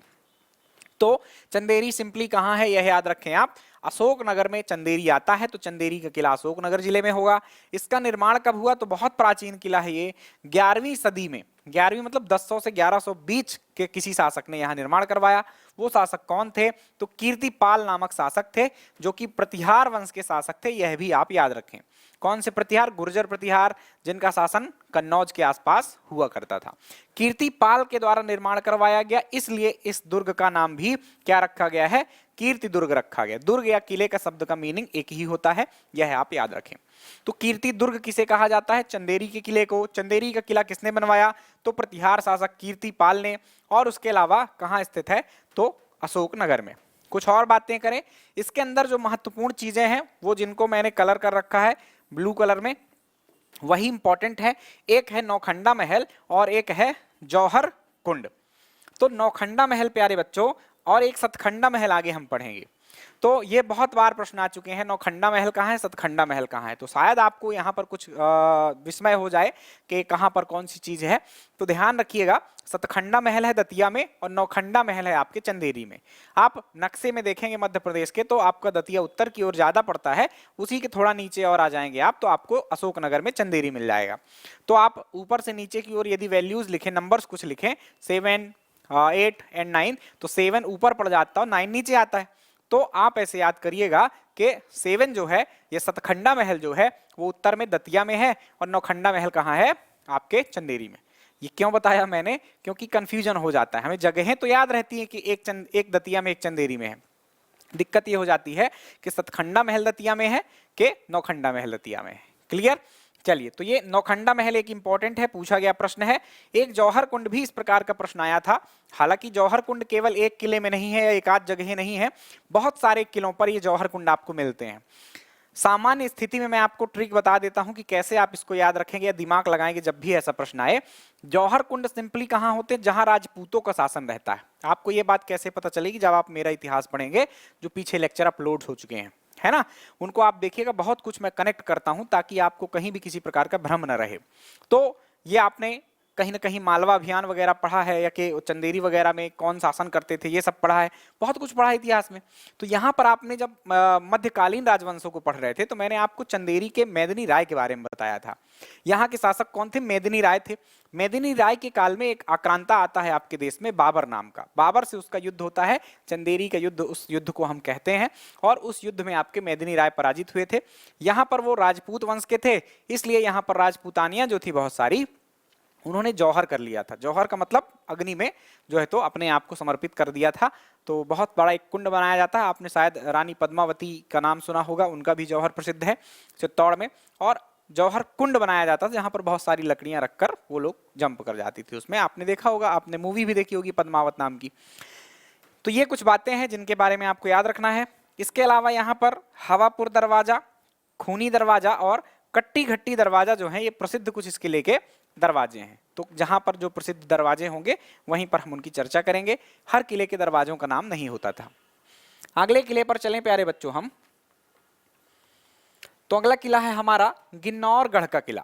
गिन्नौरगढ़, ये भी प्रश्न आ चुका है, पूछा जा चुका है कि कहाँ है। तो ध्यान रखें ये कि रायसेन जिले के अंतर्गत आता है गिन्नौरगढ़। भोपाल से लगभग 60 किलोमीटर की दूरी पर है। ये क्यों लिख दिया मैंने कि भोपाल से इतनी दूरी पर है? कहीं ना कहीं किसी से तो दूरी होगा। एक बार ऐसा प्रश्न आया था कि आपका निम्नलिखित स्थानों में से गिन्नौरगढ़ का किला सबसे नजदीक किसके है? तो यदि आप देखेंगे तो भोपाल नगर से वो जो है तो ये किला काफी नजदीक है। तो ऐसे प्रश्न आए तो उनको भी आप ध्यान रखें, नक्शे को अच्छे से देखें, आपको इजीली चीजें समझ में आ जाती हैं। कि किसने निर्माण करवाया इस किले का? तो महाराजा उदयवर्धन, या इन्हीं को ही हम कहते हैं उदयवर्मन, इन्होंने इसका निर्माण करवाया। किस काल में? 13वीं शताब्दी में। ये किस वंश से रिलेटेड थे? तो कहीं ना कहीं जो प्राचीन या बहुत पुराने गोंड शासक हुआ करते थे इस काल यहाँ पर आपके इन इलाकों में, उसमें से एक उदयवर्मन या उदयवर्धन थे, उन्होंने इसका निर्माण करवाया है। इसके अंदर क्या क्या कुछ खास बातें हैं? तो 2-3 महल हैं, जैसे कि सुंदर बावड़ी है, बादल महल है और इत्रदान जैसे महल आपके इस किले से संबंधित हैं। ठीक, आगे चलें तो ये तो इतने महत्वपूर्ण नहीं है इसके अंदर स्थित स्मारक, लेकिन जो नीचे बात लिखी हुई है ये बहुत इंपॉर्टेंट है। इस क्षेत्र में बहुत बिल्कुल जंगल में स्थित है, कोई शहर नहीं है आसपास, इसके जंगल है, बहुत सारे पेड़ पौधे हैं। तो यहाँ पर जो जंगल है वहां पर पाए जाते हैं बहुत सारे तोते। तोतों को कहते हैं संस्कृत में हम सुका। तो एक बार प्रश्न आया था आपके एमपीएसआई एग्जाम में कि निम्नलिखित में से किस जगह को क्या कहते हैं? हम सुकाह क्षेत्र कहते हैं। तो वो गिन्नौरगढ़ था, वो याद रखना आप लोग। गिन्नौरगढ़ के किलों के आसपास बहुत सारे तोते मिलते हैं। तो तोते का किला कभी पूछा जाए तो गिन्नौरगढ़ का किला, सुकाह क्षेत्र कभी पूछा जाए तो गिन्नौरगढ़ याद रखें आप लोग। अगले किले पर चले हम। अगला जो महत्वपूर्ण किला है वह है दतिया का किला। क्योंकि प्रश्न ऐसा पूछा गया है इसलिए हेडिंग भी ऐसी ही है, किला दतिया का किला ऐसा पूछा गया। लेकिन वास्तव में कोई ऐसा नहीं कि बहुत प्राचीन दीवारें हैं और उसके भीतर कुछ महल स्थित हैं, ऐसी कोई संरचना नहीं है। एक ही बड़ी भारी सी बिल्डिंग है। ये याद रखें आप, इसको आप कई बार सतखंडा महल के नाम से जानते हैं। क्लियर? तो दतिया का किला पूछ ले या सतखंडा महल पूछ ले, वो एक ही बात है। कहाँ स्थित है? दतिया में आता है, ये बात याद रखें। किसने इसका निर्माण करवाया? तो जो बुंदेल वंश के शासक थे, जो सबसे महान शासक थे उस वंश के, आप ऐसा कहिए, वीर सिंह जूदेव बुंदेला ने, है ना। तो वीर सिंह बुंदेला जो कि जहांगीर के प्रिय मित्र भी थे, आपको पता होना चाहिए। तो वीर सिंह बुंदेला ने इस महल का निर्माण या इस किले का निर्माण करवाया। इस किले में आपका सतखंडा महल, एक्चुअली इसके नाम है ये क्योंकि एक महल जैसा ही है, एक पूरी ही इमारत है, कोई ऐसा प्राचीरें नहीं है चारों ओर से और उसके भीतर कई महल हो, ऐसा कुछ है नहीं। तो आप इसका ही नाम याद रखें, सतखंडा महल। बाकी जानकारी आपको नहीं याद रखनी है। इसके कुछ अन्य नाम है, ये इंपॉर्टेंट है। तो कौन कौन से नाम है? क्योंकि वीर सिंह ने बनवाया इसलिए इसका नाम वीर सिंह पैलेस भी है, ये याद रखें।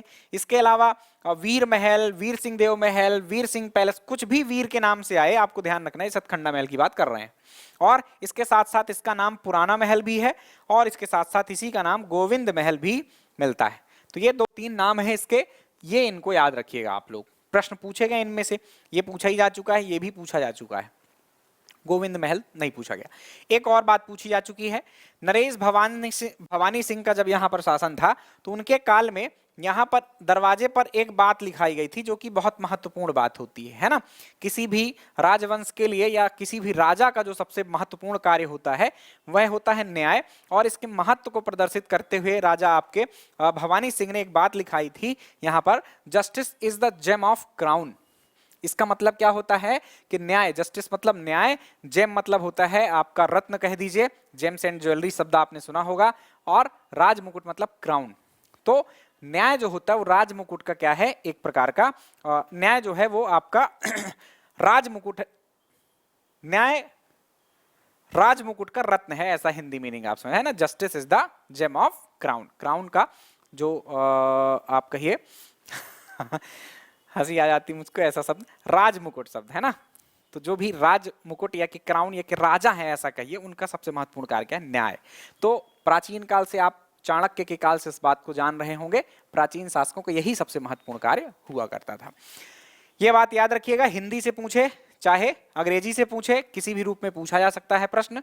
ये इंग्लिश में ही लिखा हुआ है इसलिए इसको याद रखें। आगे चलें।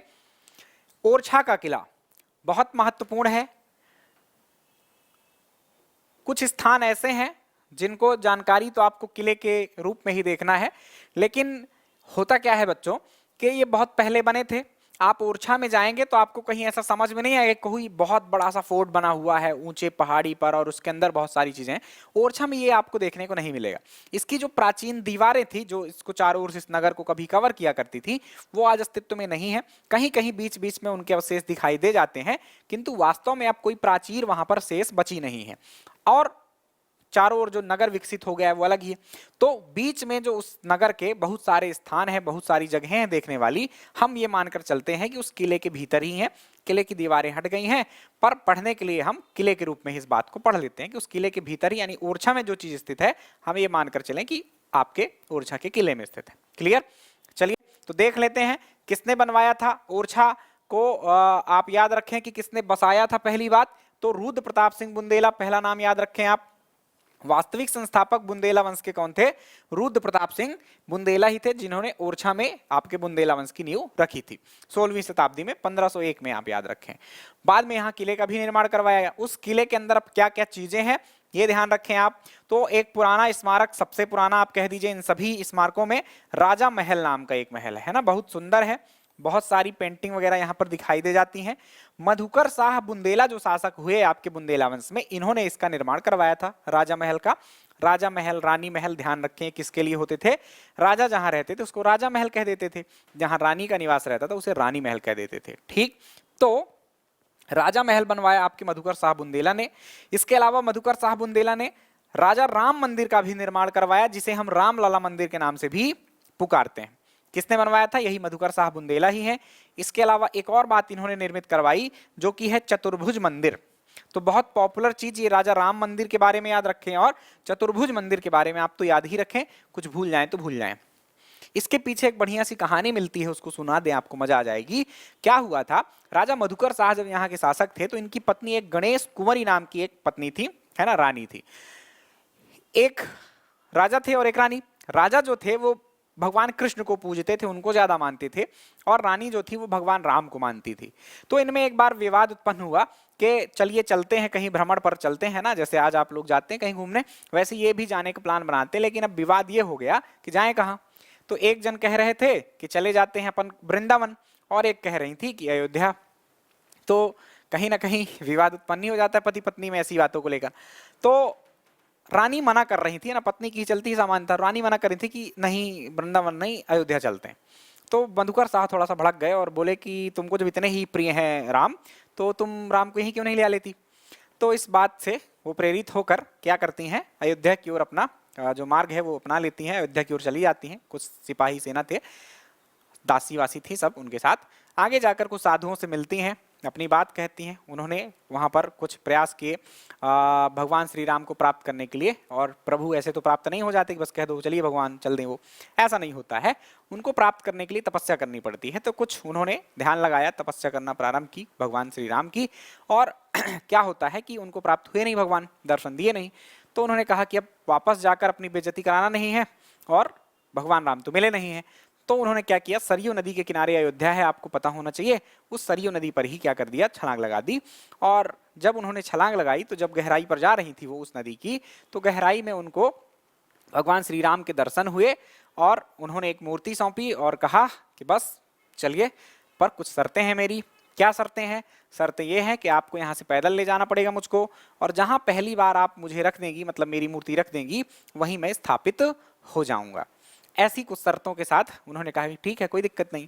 अब वो जो मूर्ति है उस पर भी कॉन्सेप्ट याद रखिएगा। वो मूर्ति ऐसी है कि भगवान राम जब वनवास चले गए थे तो उनकी माता जो कौशल्या थी, उन्होंने एक मूर्ति रखी थी बालपन की, भगवान श्री राम के बालपन की मूर्ति थी, बालक रूप में जो थी उसको उन्होंने रखा था। उसी को देखकर निहार कर वो अपना जीवन यापन कर रही थी, काट रही थी, मतलब किसी तरह से, क्योंकि बहुत प्रेम था उनको श्री राम से। तो जब श्री राम वापस लौट आए तो उस मूर्ति को उन्होंने सरयू नदी पर प्रवाहित कर दिया था, राइट। तो कहते हैं कि वही मूर्ति जो श्री राम की थी, वो कौशल्या माता वाली, ये आपके गणेश कुंवरी को मिली, और वही मूर्ति लेकर यहाँ वो आती हैं, पैदल आती हैं। लेकिन क्या होता है, वहां से संदेश भी भिजवा देती हैं अपने कुछ साथियों से कि बता दो कि मैं वापस आ रही हूं, पैदल आऊंगी तो समय लगेगा, इसके कारण आपको समय मिल जा रहा है कि आप एक मंदिर का निर्माण करवा लें, है ना। तो घोड़े वोड़े से गए होंगे, लोगों ने बताया होगा, तो आपके मधुकर शाह ने वहां पर एक चतुर्भुज मंदिर का निर्माण करवाया, राइट, चतुर्भुज मंदिर का निर्माण करवाया। लेकिन जब गणेश कुंवरी लेकर पहुंचती हैं आपके श्री राम को, तो क्या होता है, वहां पर अपने महल में ही, है ना, जहां वो रहती थी, वहां पर क्या किया, अब रात्रि हो चुकी थी, आधी रात को पहुंची थी, तो कहीं कि चलो पहुंच ही गई ओरछा, तो उन्होंने थक हार कर क्या किया, राजा जो महल था वहां पर उनको रख दिया। अब ये ध्यान ही नहीं था कि कुछ शर्तें थी आने के लिए, इतने समय बाद वो विस्मृत हो गई।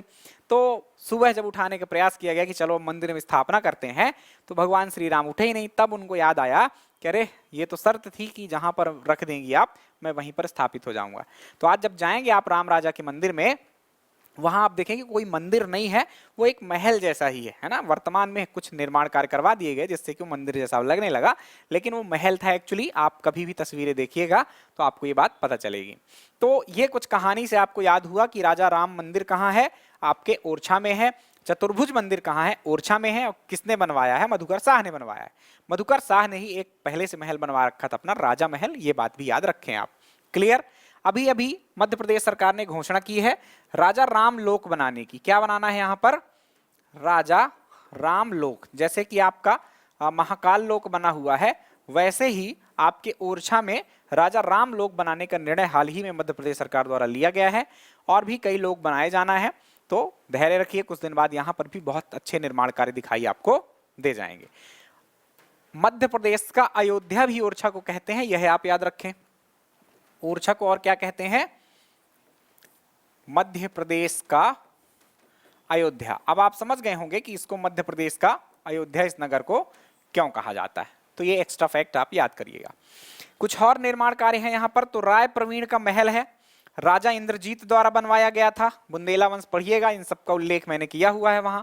शीश महल है जिसको आज वर्तमान में होटल में परिवर्तित कर दिया गया है।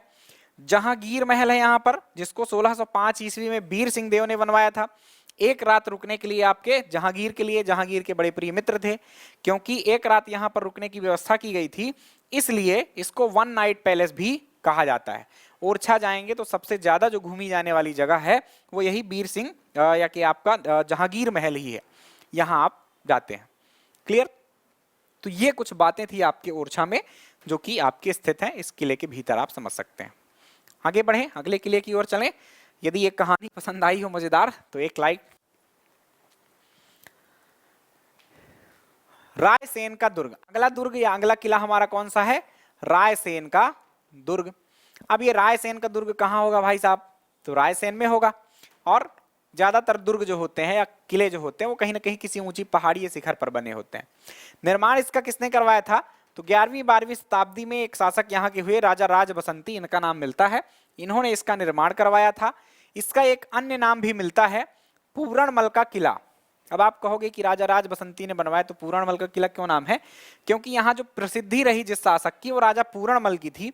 ये किसके काल के थे, तो ये आपके शेर शाह सूरी का जब आपके दिल्ली में शासन था, तब यहाँ पर आपके रायसेन में पूरणमल नाम के शासक का एक शासन था। राजपूत शासक थे। शेर शाह सूरी का मालवा का जब अभियान हो रहा था तो उसी दौरान उसने रायसेन पर भी आक्रमण किया था और रायसेन पर विजय प्राप्त की थी। राइट, तो पूरणमल शहीद हो गए, मतलब मृत्यु को प्राप्त हुए, और जो राजपूतानियां थी उन्होंने क्या किया था, इस किले में जौहर कर लिया था। तो ये कुछ महत्वपूर्ण बात है, शेर शाह से जुड़ा हुआ एक घटनाक्रम है जो कि भारतीय इतिहास के संदर्भ में इंपॉर्टेंट है, तो इस चीज को याद रखिए। क्या क्या है यहाँ पर, तो इस किले के अंदर राजा रोहित का महल है, ये याद रखें, बादल महल है और इत्रदार महल है। तो ये कुछ महल हैं जो आपको इस किले के भीतर मिलेंगे, इंपॉर्टेंट है। जब हम महल पढ़ेंगे तो इनके नाम वापस से रिपीट होंगे, जो पीछे भी हमने पढ़ा है वो सब आएंगे, तो ये हमको रिवीजन के तौर पर याद हो जाएगा, क्योंकि आगे महल जो है एक्स्ट्रा तौर पर अपन को अलग से कम पढ़ना पड़ेंगे, बाकी सब पुराने रिपीट महल ही होंगे अपने। सोमेश्वर महादेव का टेम्पल भी यहीं पर बना हुआ है, जो कि बहुत चर्चा का विषय रहा था। आप यदि दैनिक अखबार डेली पढ़ते हैं तो उसमें आपने कुछ समय पहले पंडित प्रदीप मिश्रा जी हैं, जो कुछ कथा कहते हैं, शिव पुराण या शिव जी की कथाएं करते हैं, उन्होंने एक कथन कह दिया था कि शिवराज के राज्य में शिव जी कैद हैं, क्योंकि आर्कियोलॉजिकल सर्वे ऑफ इंडिया जो है उसने इस मंदिर को बंद कर रखा है। शिव जी की आपकी शिवलिंग जो है तो उसके अंदर है, एक दिन ही खुलता है यह मंदिर, जो कि वह दिन है शिवरात्रि, बाकी शेष दिन यह बंद रहता है। बहुत सारे प्रयास किए गए इसको खुलवाने के, बीच बीच में भी विरोध होता रहा। उमा भारती वगैरह तो यहाँ पहुंच भी गई थी कि खोलना है, लेकिन किन्हीं कारणों से आर्कियोलॉजिकल सर्वे ऑफ इंडिया ने इसको बंद रखा है ना, और वो सही भी है। फालतू हमको बहुत ज्यादा अपनी ये क्या सिर्फ राजनीति हो जाती है और कुछ नहीं होता है। अभी बंद ही है, कोई फर्क नहीं पड़ा है, ये मंदिर बंद है। तो ये चर्चा में रहा, इसलिए आप याद रखें, पूछा जा सकता है कि सोमेश्वर महादेव का मंदिर कहाँ है, तो रायसेन में है, और कहाँ पर, रायसेन के किले के पास। इसकी दो विशेष बातें हैं, यह भी आप याद रखें, खास है यह किला कुछ चीजों के लिए। इसके अंदर जो इत्रदार या इत्रदान महल है, कुछ भी पूछा जाए ध्यान रखिए, यहाँ पर इको साउंड सिस्टम की एक व्यवस्था है, मतलब टेक्नोलॉजी के मामले में इसमें दो चीजें महत्वपूर्ण है उस टाइम की। टेक्नोलॉजी एक है इको साउंड सिस्टम, इसका मतलब क्या है कि कुछ दीवारें हैं वहां पर, एक दीवार से आप बोलते हैं तो दूसरी दीवार में कान लगाकर आप सुनेंगे तो आपको आवाजें सुनाई दे जाएंगी, मतलब फुसफुसाएंगे तो भी आवाज दूसरे दीवार की ओर जाती है। तो ये एक खास बात होगी, अच्छी टेक्नोलॉजी है ना। और दूसरी बात, यहाँ पर वाटर हार्वेस्टिंग का जो सिस्टम है वो दुनिया का सबसे पुराना वाटर हार्वेस्टिंग सिस्टम है। वाटर हार्वेस्टिंग क्या होता है, छतों में जैसे लगाया जाता है आपके, कि पाइप कनेक्ट कर देते हैं आपके छत से, छत में जो जल गिरेगा, जल वृष्टि होगी, वो वृष्टि कहाँ चली जाएगी, उसका जल कहाँ चला जाएगा, सीधे अंडरग्राउंड हो जाएगा, भूमि के नीचे चला जाएगा। तो ऐसी व्यवस्था यहाँ पर दुनिया की सबसे पुरानी हमको दिखाई देती है। यहाँ पर बहुत बड़ा एक रीजन है 10 वर्ग किलोमीटर का, बहुत सारी पहाड़ियां हैं, उस पूरे ही इलाके में जो वर्षा होती है, उस पूरे वर्षा का जल एक जगह पर, एक कुंड में, इस किले के बीच में जो स्थित है, वहां पर आकर रुकता है। तो ये एक इंपॉर्टेंट बात है, कहां से पानी आता है, कहां से पाइप वगैरह डाले हैं, कैसी व्यवस्था है, आज तक कोई समझ नहीं पाया है, लेकिन आप देखेंगे कि जो भी पानी है वो सब आकर कुंड में एकत्र हो जाता है। तो ये एक वैज्ञानिकता का प्रमाण है आपके भारतीय इतिहास में।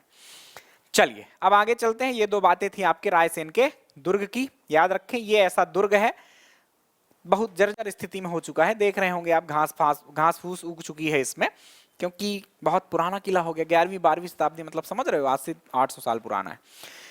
ये बीच में जो जगह आपको दिखाई दे रही है, कुंड है। एक कहानी भी इसके पीछे बड़ी प्रचलित है कि राजा पूरणमल के पास पारस पत्थर हुआ करता था एक, जब वो शेर शाह सूरी से लड़ने गए तो उस पारस पत्थर को उन्होंने छुपा दिया था, या ऐसा लोग कहते हैं कि इसी कुंड में फेंक दिया था। और आज भी वहां पर कई सारे लोग जाते हैं, तांत्रिकों को लेकर जाते हैं और उस पारस पत्थर को ढूंढने का प्रयास करते हैं। जिनको यह नहीं पता कि पारस पत्थर क्या होता है, तो पारस पत्थर लोहे में आप टच करा देंगे तो वह सोना बन जाता है, ऐसे कुछ किंवदंतियां मिलती हैं। तो ये बात कहाँ तक सत्य है, कहाँ तक असत्य है, आप ये जाने, और ये कहानी के रूप में आप इसको जोड़ लीजिएगा, ताकि ये लंबे समय तक आपको रायसेन के किले के बारे में चीजें याद रहें। आइए अगले किले पर चलते हैं, नरवर का किला। नरवर का किला आपको पता होना चाहिए कि नरवर में होगा, हम इतिहास पढ़ चुके हैं, नरवर का नाम भी आ चुका है। तो मैंने बोला है कि हर चीज कनेक्ट रहेगी, यदि आप किसी एक चीज को अच्छे से पढ़ लेते हैं तो आगे वो चीजें अपने आप याद हो जाती हैं। कभी पूछा जाए नरवर कहाँ, नरवर आपने पढ़ चुका है, कहाँ पढ़े हैं, तो आपने जब स्वतंत्रता संग्राम हम पढ़ रहे थे मध्य प्रदेश का, तो उसमें अपन ने मान सिंह की बात की थी, वो नरवर के ही शासक थे, राइट। नरवर से ही आपके तात्या टोपे को पकड़ा गया था, और भी पीछे कहीं ना कहीं किसी कहानी में अपन ने नरवर राजा नल की बात की थी, राइट। तो ये इस प्रकार से कुछ आपकी बातें आती हैं। नरवर का किला क्या है, तो नरवर का किला शिवपुरी में आता है। उसके अलावा यहां पर जो इसका निर्माण है, देखो अब मध्य प्रदेश जो कर्मचारी चयन मंडल है उसने तो ऐसा उत्तर माना था किस किले का निर्माण किसने करवाया? तो उसने राजा नल की बात कर दी थी कि राजा नल ने। ऐसा पॉसिबल नहीं है, हम इतने पीछे नहीं जाना चाहते, क्योंकि महाभारत कालीन है राजा नल। किस काल के हैं? महाभारत कालीन। तो आप मानकर चलिए कि उन्होंने करवाया होगा कभी, पर बाद में वास्तविकता यह है कि किन्हीं और शासकों ने करवाया। ये थे कछवाहा शासक। तो वास्तव में किसने इसका निर्माण करवाया है? कछवाहा। लेकिन राजा नल के संदर्भ में यहाँ जानकारी मिलती है, जैसे कि अब बांधवगढ़ का किला आएगा अभी, तो उसका निर्माण राजा रामचंद्र ने करवाया था। तो क्या राजा रामचंद्र का बनवाया किला आज अस्तित्व में रहेगा? है ना, मुश्किल प्रतीत होता है ऐसा। तो हम वास्तविकता पर ध्यान देंगे, कहीं ना कहीं किसी वहां के जनजाति शासक जो रहा करते थे बांधवगढ़ में, उन्होंने करवाया था। पर कहने के लिए कह सकते हैं कि राजा राम ने करवाया था, राइट। तो ऐसे ही राजा नल ने करवाया, लेकिन वास्तविकता क्या है, यहाँ कछवाहा शासकों ने इसका निर्माण करवाया था। यहाँ पर नल दमयंती की कथाएं जो है तो प्रसिद्ध हैं, इस किले से जुड़ी हुई हैं। ऐसा प्रश्न आया था कि नल दमयंती की प्रेम कथाएं किस किले से जुड़ी हुई हैं? तो नरवर का किला है। नरवर जो जगह है उसका प्राचीन नाम नलपुर था, ये याद रखें। किसके नाम पर ये नलपुर होगा? अब आपको पता चल पा रहा होगा, राजा नल के नाम पर। इनकी कहानी सर्च करेंगे आप, यूट्यूब में देख लीजिएगा, या कि इंटरनेट पर कहीं भी चैट जीपीटी का इस्तेमाल कर लीजिएगा, नई टेक्नोलॉजी है, किसी का भी करें, सर्च कर लीजिएगा। कहानी सुनाने का बहुत समय कम है अपने पास, क्योंकि आपकी परीक्षा बिल्कुल आपके पास पहुंच चुकी है, 1 महीना भी अभी शेष नहीं है। चलिए आगे बढ़ते हैं अगले किले की ओर। मदन महल, ये एक महल के रूप में भी है, या कि इसे किला भी कह दें तो कोई बुरी बात नहीं है। जो इसका आर्किटेक्चर है वो किले जैसा ही है, लेकिन चूंकि ये बहुत छोटा है इसलिए इसको अपन मदन महल के नाम से जानते हैं। जगह भी है ये मदन महल, जबलपुर में आती है, ये ध्यान रखिएगा। जबलपुर में क्या है? मदन महल है। किसने इसका निर्माण करवाया? तो गोंड राजा मदन शाह ने इसका निर्माण करवाया, या इन्हीं का नाम मदन सिंह था। कोई भी नाम आए आप उत्तर लगा दीजिएगा, कोई दिक्कत नहीं होगी। बाद में इसका जीर्णोद्धार जो है वो संग्राम शाह ने करवाया। तो ये गोंड शासक ही थे दोनों के दोनों। शुरुआत कहां से हुई? आपके मदन शाह ने इसका निर्माण करवाया, और जीर्णोद्धार मतलब पुनर्निर्माण से है। संग्राम शाह जो कि गोंड वंश के एक प्रतापी शासक हुए, उन्होंने इसका पुनर्निर्माण करवाया था। और यहां पर मदन सिंह का राज प्रसाद था, मतलब उस टाइम पर बहुत छोटे स्तर पर यहां शासन रहता रहा होगा। गोंड बहुत सारे गढ़ों में बटे हुए थे। ऐसा कहते हैं कि 52 गढ़ गोंड शासकों के अधीन हुआ करते थे।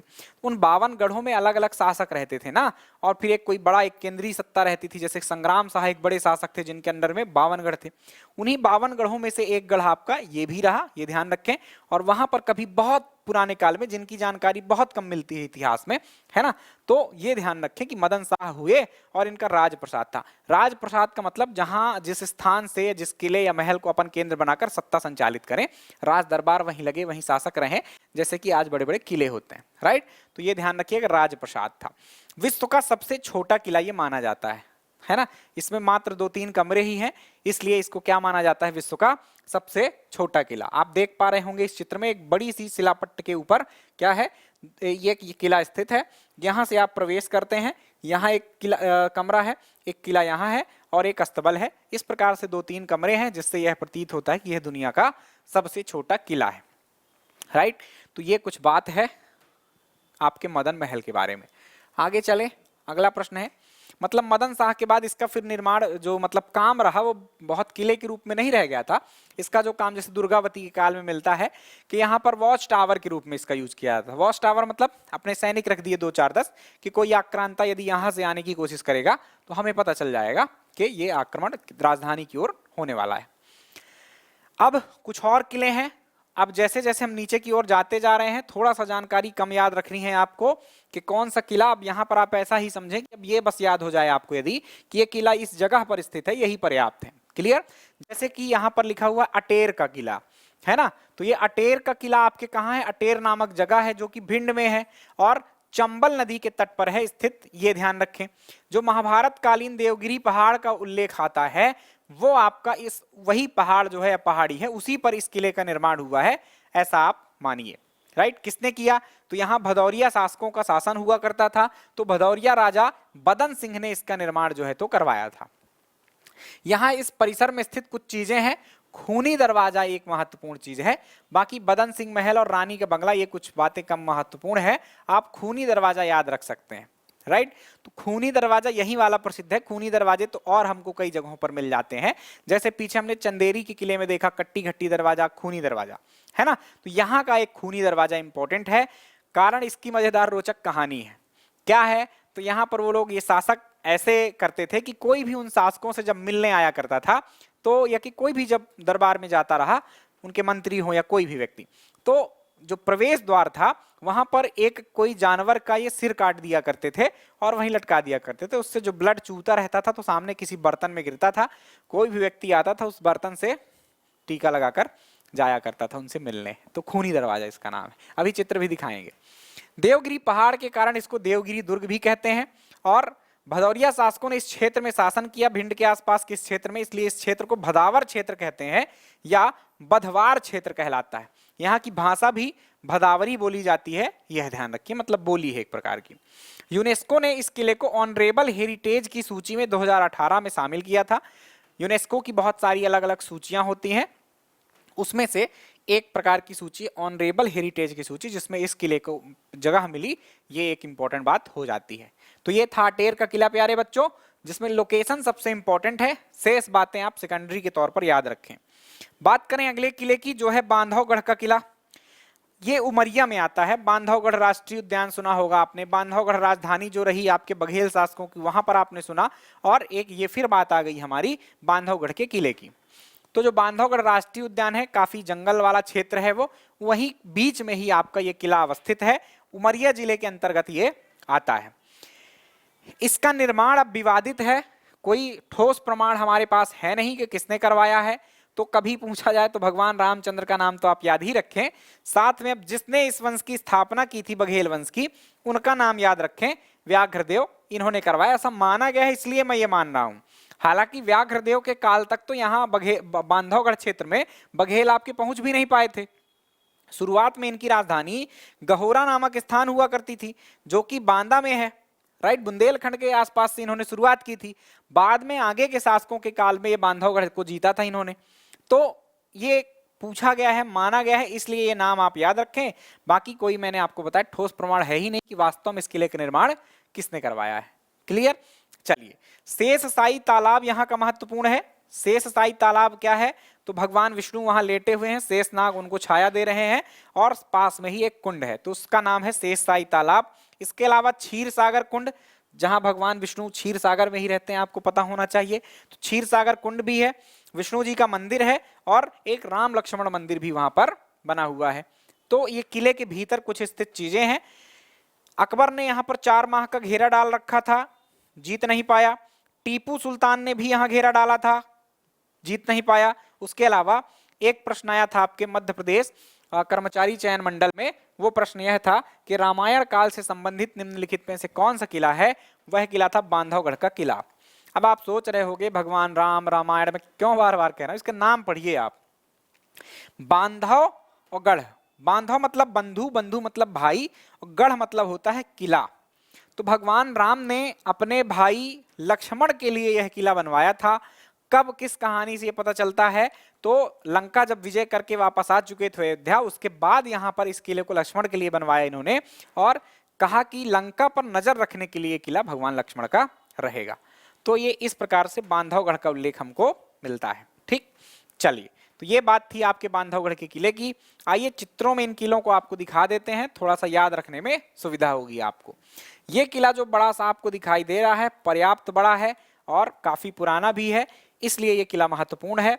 ये किला है आपका अटेर का किला, राइट। अटेर नामक जगह भिंड में है।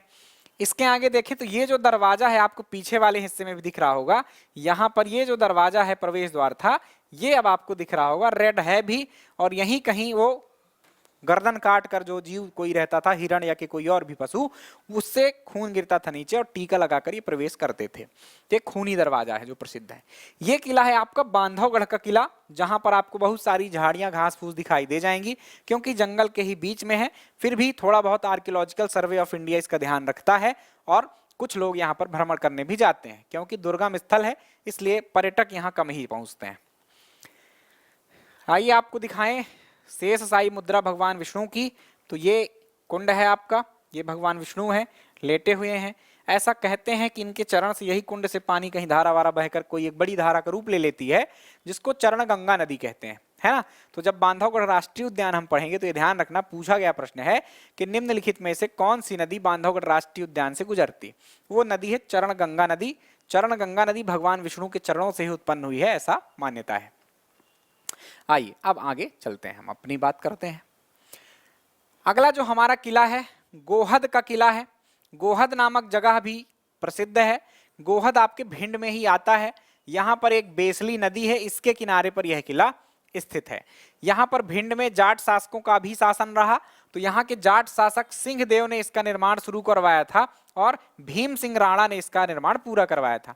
तो राणा भीम सिंह, राणा कर्ण सिंह, ये लोग राणा शब्द का यूज किया करते थे, ठीक, राजपूत थे। इसके अंदर क्या है आपको महत्वपूर्ण है ही नहीं तो क्यों पढ़े अपन। मुद्दे की बात यह है कि अनूठी निर्माण शैली व वास्तु के लिए यूनेस्को ने इसे एशिया पैसिफिक हेरिटेज अवार्ड 2017 से नवाजा है। तो यूनेस्को एक अंतरराष्ट्रीय संस्था है ना, यूएन से रिलेटेड है, इसलिए ये कुछ बातें आपके लिए इंपॉर्टेंट हो जाती हैं। अगले महल की किले की बात करें, किला है, हम किले पढ़ रहे हैं मंदसौर का किला। ये अब बताने की जरूरत नहीं है कहाँ है, मंदसौर में ही होगा। निर्माण इसका पूछा गया है तो निर्माण याद रखें आप, अलाउद्दीन खिलजी ने करवाया। बात करें वास्तविकता की, ये तो पूछा गया इसलिए मैंने ये नाम लिखा है आपके लिए, लेकिन वास्तव में इसका निर्माण परमारों ने करवाया था, है ना। ये जो परमार काल था 10वीं 11वीं शताब्दी में, उस काल में ही कहीं ना कहीं इसका निर्माण हुआ। बाद में यहाँ अलाउद्दीन खिलजी आता है, कुछ निर्माण कार्य उसने करवाए, इसलिए ये नाम मिलता है और एग्जाम्स में पूछा भी गया है। इसलिए हमें याद रखना है कि मंदसौर के किले का निर्माण अलाउद्दीन खिलजी ने करवाया था। आगे चले हिंगलाजगढ़ का किला। हिंगलाजगढ़ का किला आपके मंदसौर में है, वेरी इंपॉर्टेंट, पूछा जाता है आपसे। बहुत चीजें यहां से भी मिली हैं, बहुत प्रसिद्ध है, पर चूंकि एग्जाम्स में नहीं आता या कम पूछा गया इसलिए थोड़ा सा कम महत्व है, कुछ बातें अन्य इसमें शामिल नहीं है। लेकिन आप वहां देखेंगे कभी जब मतलब टूट फूट गया है, बहुत बहुत प्राचीन चीज है, ये बहुत प्राचीन जगह है। परमार काल के ही बहुत सारे मूर्ति कला, मतलब यहाँ पर किस चीज के लिए प्रसिद्ध है आप कहना चाहें तो यहाँ से हमको मूर्ति कला का बहुत सारे नमूने देखने को मिलते हैं। किस काल के, तो कुछ तो परमार काल के हैं, लेकिन और भी सबसे पुरानी मूर्ति कलाओं को देखेंगे अपन तो 4वीं 5वीं शताब्दी ईस्वी की जो मूर्ति कला है वो दिखाई दे जाती है, जब गुप्त काल था सोचिए तब। तो इतनी पुरानी चीजें जहां मिलती हैं वो चीज महत्व की हो जाती है। तो हिंगलाजगढ़ का किला कभी पूछा जाए तो ध्यान रखना मंदसौर में है। हिंगलाजगढ़ आपका यहाँ पर एक देवी का मंदिर भी है। बात करें मंडला दुर्ग की, मंडला में भी कुछ दुर्ग हैं, हालांकि वो महल है ना, कोई बहुत दुर्ग नहीं है। 2-3 बातें वहां बनवाई थी, किसने बनवाई देख लेते हैं। मंडला दुर्ग मंडला में होगा, ये पता होना चाहिए। 16वीं शताब्दी में गोंड शासक नरेंद्र शाह ने इसका निर्माण करवाया था। तो मंडला में किस नदी पर, नर्मदा नदी के तट पर, जहां बंजर नदी इससे मिलती है, वहां पर एक दुर्ग बना जो कि गोंड शासक नरेंद्र शाह ने इसको बनवाया। यहां पर राजराजेश्वरी मंदिर जिसका निर्माण निजाम शाह ने करवाया था ये भी मिलता है। तो ये गोंड सब शासक है ना। अब क्या इनकी कहानी इतना जानना यहाँ जरूरी नहीं है। बात करें सबलगढ़ का किला, मुरैना में है। अब इनके तो आप लोकेशन ही याद रखें और कुछ खास बात नहीं है। अजयगढ़ का किला, अजयगढ़ स्थान आपने पीछे देखा है, यहाँ पर आपका पार्वती मंदिर मिलता है गुप्त काल का। तो अजयगढ़ कहाँ है, पन्ना में एक तहसील है। और यहाँ इसके अंदर एक बात इंपॉर्टेंट है, राजा अमन का महल मिलता है, राइट। पूछा जाने वाला प्रश्न यह है कि राजा अमन का महल कहाँ स्थित है, तो अजयगढ़ पन्ना में। अजयगढ़ आज जो दशरथ के पिता थे उनके द्वारा बसाया गया एक स्थान है, ऐसा मान्यता है लोगों की। इस प्रकार से प्यारे बच्चों कुछ जो किले थे महत्वपूर्ण किले थे, कुछ कम महत्व के थे, लेकिन जो छोटे मोटे एग्जाम्स में भी आते हैं और आ चुके हैं उनको भी मैंने यहाँ शामिल किया है। कुछ बहुत ही खतरनाक लेवल के हैं जो आपका व्यापम है, उतने डीप लेवल में आपको जाने की आवश्यकता नहीं है क्योंकि बहुत बकवास प्रश्न पूछता है आपका वो, है ना। तो हम पढ़ते तो अभी बहुत सारी जानकारी हो सकती थी, लेकिन एमपीपीएससी के दृष्टिकोण से देखें हम तो यही जानकारी पर्याप्त है आपके लिए, इतना ही पढ़ लें यही बहुत है आप, है ना। तो व्यापम स्तर पर आपको पहुंचने की आवश्यकता नहीं। व्यापम क्योंकि 30 दिन और 2 एग्जाम पर डे लेता है इसलिए उठपटांग प्रश्न वो देता है। उस जिले के या तहसील के लोगों की को ही जानकारी नहीं रहती कि ये किला मेरे यहाँ है, वो प्रश्न आपका पूछ लेता है। ऐसे छोटे छोटे मंदिर बहुत खतरनाक तरीके के, है ना, वहां आपको जाने की जरूरत नहीं है। जो महत्व के थे पीएससी का विश्लेषण करके मैंने ये कंटेंट बनाया हुआ है, आपको यही पढ़ना है। आइए आगे चलते हैं। अब हम पढ़ने वाले हैं मध्य प्रदेश के प्रमुख महल। महलों में अब आपको बहुत परेशान होने की आवश्यकता ही नहीं है क्योंकि यदि आप अच्छे से सुने होंगे मुझको, किले को सुना होगा आपने, तो इन किलों को सुनकर आपको चीजें क्लियर हो गई होंगी। कैसे क्लियर हो गई होंगी इन किलों से? तो इन किलों से ऐसे, क्योंकि इन किलों के अंदर हम महल भी तो देख रहे थे कि कौन सा महल किस किले के अंदर है, तो आपको इजिली ये महल याद हो जाएंगे। हालांकि कुछ महल ऐसे हैं जो किलों से बाहर बने होते हैं, बने हैं, बनवाए गए हैं, उनको आपको थोड़ा सा एक्स्ट्रा याद रखना पड़ेगा। तो आइए महल फटाफट देख लेते हैं, महलों में कोई कष्ट ही नहीं है, आपको तुरंत याद हो जाएगा। लोकेशन सबसे महत्वपूर्ण है। देखिए अभी अभी हमने जब ग्वालियर का किला पढ़ा तो गुजरी महल और मान मंदिर देखा, मान सिंह का महल, राइट। तो ये महल तो अपना पुराना रिपीट हो गया, कहाँ है? ग्वालियर में है, मान सिंह द्वारा बनवाया गया। अभी एक बात हम पढ़ने वाले हैं मांडू के बारे में आगे, जब हम अलग अलग नगर पढ़ेंगे, नगरों के रूप में पर्यटन केंद्रों को पढ़ेंगे, मांडू है, ओरछा को भी पढ़ेंगे, उसके अलावा इंदौर है, भोपाल है, ग्वालियर है, जबलपुर है, इन सबको पढ़ेंगे। तो पचमढ़ी है, राइट। तो वहां पर हम देखेंगे मांडू को। तो मांडू में कुछ प्रसिद्ध महल हैं, पर महलों की चर्चा हम यहीं कर रहे थे, तो अभी मैं इनका नाम उल्लेखित कर रहा हूं। फिर जब हम उनको पढ़ेंगे उन स्थानों को, तो इनके विवरण के साथ मैं आपको पढ़ाऊंगा। क्लियर? तो अभी नाम याद कर लीजिए, जब जानकारी आएगी तब बताएंगे आपको। रानी रूपमती का महल, अब ये कनेक्ट कैसे हो जाएंगे? रानी रूपमती कहाँ की थी आपको पता है, आपने यदि हिस्ट्री पीछे पढ़ी है, मध्यकालीन राजवंशों को पढ़ा है, तो आपका एक अफगान वंश मालवा में शासन करता था, जिसका जो शासक था वो बाज बहादुर प्रसिद्ध था वहां का, और रानी रूपमती से प्रेम करता था। तो रानी रूपमती के लिए उसने बनवाया था ये मांडू में रानी रूपमती का महल। इसके अलावा वहां पर असरफी महल भी है, हिंडोला महल भी है, जहाज महल भी है, और दाई का महल है। तो ये सब कहाँ के महल हैं? आपके मांडू के। इनमें सबसे जो प्रसिद्ध है, सबसे ज्यादा भ्रमण करने वाली जगह जो है वो है आपका जहाज महल। तो इस जहाज महल को आप याद रखें। उसके बाद फिर हिंडोला महल याद रखें, होशंग शाह जब पढ़ाया था मैंने तो बताया था इसके बारे में। असरफी महल भी याद रखें, होशंग शाह के मकबरे के सामने है, और रानी रूपमती का महल, दाई का महल। तो ये कुछ मांडू के महल थे। राजा रोहित का महल, अभी हमने पीछे ही देखा कि रायसेन के किले में राजा रोहित का महल, बादल महल, ये सब महल अपन ने देखे। तो ये राजा रोहित का महल आ गया। नीचे देखो बादल का महल भी है ना, बादल महल, तो ये भी रायसेन के किले में ही है। तो इस तरह से ये कुछ महल हुए अपने इंपॉर्टेंट। आगे चलें, जहांगीर महल अभी हमने पीछे देखा है, ओरछा का किला पढ़ते समय, ओरछा में है आपका। इसके अलावा सुंदर महल ओरछा में ही स्थित है। सुंदर महल कहां पर है? ओरछा में ही स्थित है। ओरछा में एक और एक्स्ट्रा महल ध्यान रखें आप। राजा अमन का महल, अभी हमने जो लास्ट में पढ़ा अजयगढ़ का किला, वहां पर हमने देखा अमन का महल। खरबूजा महल हमने धार का किला पढ़ते समय देखा, तो धार में आपका कौन सा महल है? खरबूजा महल है। इसके अलावा आपका हवा महल चंदेरी में है, ये याद रखें। इस जौहर कुंड भी वहीं पर है। गोहर महल, अब भोपाल रियासत आपने मुझसे पढ़ा है, तो ये 2-3 महल आपको अब याद हो जाएंगे आसानी से। गोहर महल, शौकत महल और मोती महल। ये मोती महल, गौहर महल और शौकत महल, ये तीनों ही कहां पर हैं? आपके भोपाल में है। किसने निर्माण करवाया? तो यहां लिखा भी हुआ है, हालांकि चलो पढ़ देता हूं मैं आपके लिए। गौहर महल जैसे कि कुदसिया बेगम, जिनका नाम भी गौहर बेगम था, उन्होंने करवाया। क्या खुसरो बेगम ने क्या करवाया? आपके शौकत महल का निर्माण, जो कि नगर निगम का मुख्यालय है वर्तमान में। और सिकंदर जहां बेगम ने एक मोती महल का निर्माण यहां करवाया। मोती महल के बारे में और जानकारी मैं दे दूं, कहां कहां है मोती महल आपके मध्य प्रदेश के, और पूछे भी जाते हैं, कोई एक के बारे में नहीं, बहुत सारों के बारे में। मोती महल एक ग्वालियर में है, ये याद रखें, है ना। मोती महल कहां है? ग्वालियर में है। दौलत राव सिंधिया ने उसका निर्माण करवाया था। उसके अलावा मोती महल आपने अभी भोपाल में देख लिया। उसके अलावा मोती महल आपके मंडला में भी है ना। आपके हृदय शाह द्वारा निर्मित जो राजा का महल था, उसे ही मोती महल कहा जाता है। उसके अलावा मोती महल एक आपको बुरहानपुर में मिलता है। तो ये 4 मोती महल जो है शाहजहां ने बनवाया था बुरहानपुर के मोती महल को, हालांकि वो खंडहर है, कुछ शेष नहीं बचा है वहां मोती बेगम के लिए अपने। तो ये 4 मोती महल आपको याद रखना है, कहां कहां? ग्वालियर का, भोपाल का, मंडला का और बुरहानपुर का। क्लियर? तो मोती महल आपको बहुत मिल जाएंगे मध्य प्रदेश में, जिसमें 4 इंपॉर्टेंट है। लाल बाग पैलेस आपके इंदौर में है। जब इंदौर नगर की जानकारी हम पढ़ेंगे तब यहां पर इस लाल बाग पैलेस की बात हम करने वाले हैं, फोटो चित्र सहित सब देखेंगे। आगे जो महल है वह है कालिया दह महल। बहुत अच्छा महल है ये, काफी सुंदर नजारा है। छिप्रा नदी के किनारे ये है, वहीं छिप्रा नदी कलकल कलकल बहती है, और उसी के बीच में, मतलब छिप्रा नदी यहाँ पर एक द्वीप का निर्माण करती है, मतलब 2 धाराओं में बढ़ जाती है, बीच में एक उठा हुआ भाग है जो कि द्वीप है, वहीं पर यह महल बना हुआ है। तो बहुत सुंदर नजारा लगता है। कालिया दह का महल याद रखें, उज्जैन में है, और इसका निर्माण जो है मांडू के सुल्तान महमूद शाह खिलजी द्वारा करवाया गया था। इसी का नाम क्या था? महमूद खां खिलजी या महमूद शाह खिलजी।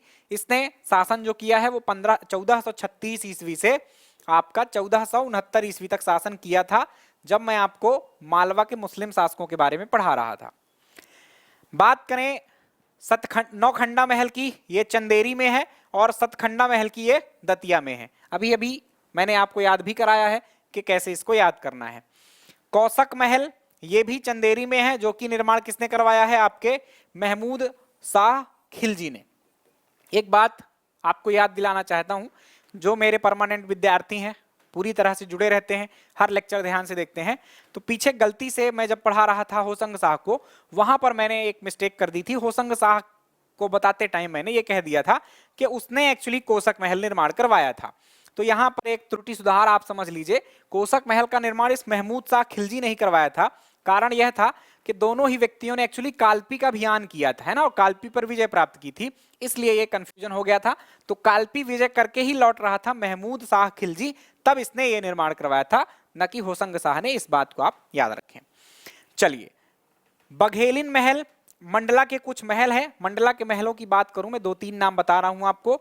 जैसे राजा हृदय शाह गए थे, उन्होंने ही ये सब बनवाया था, है ना।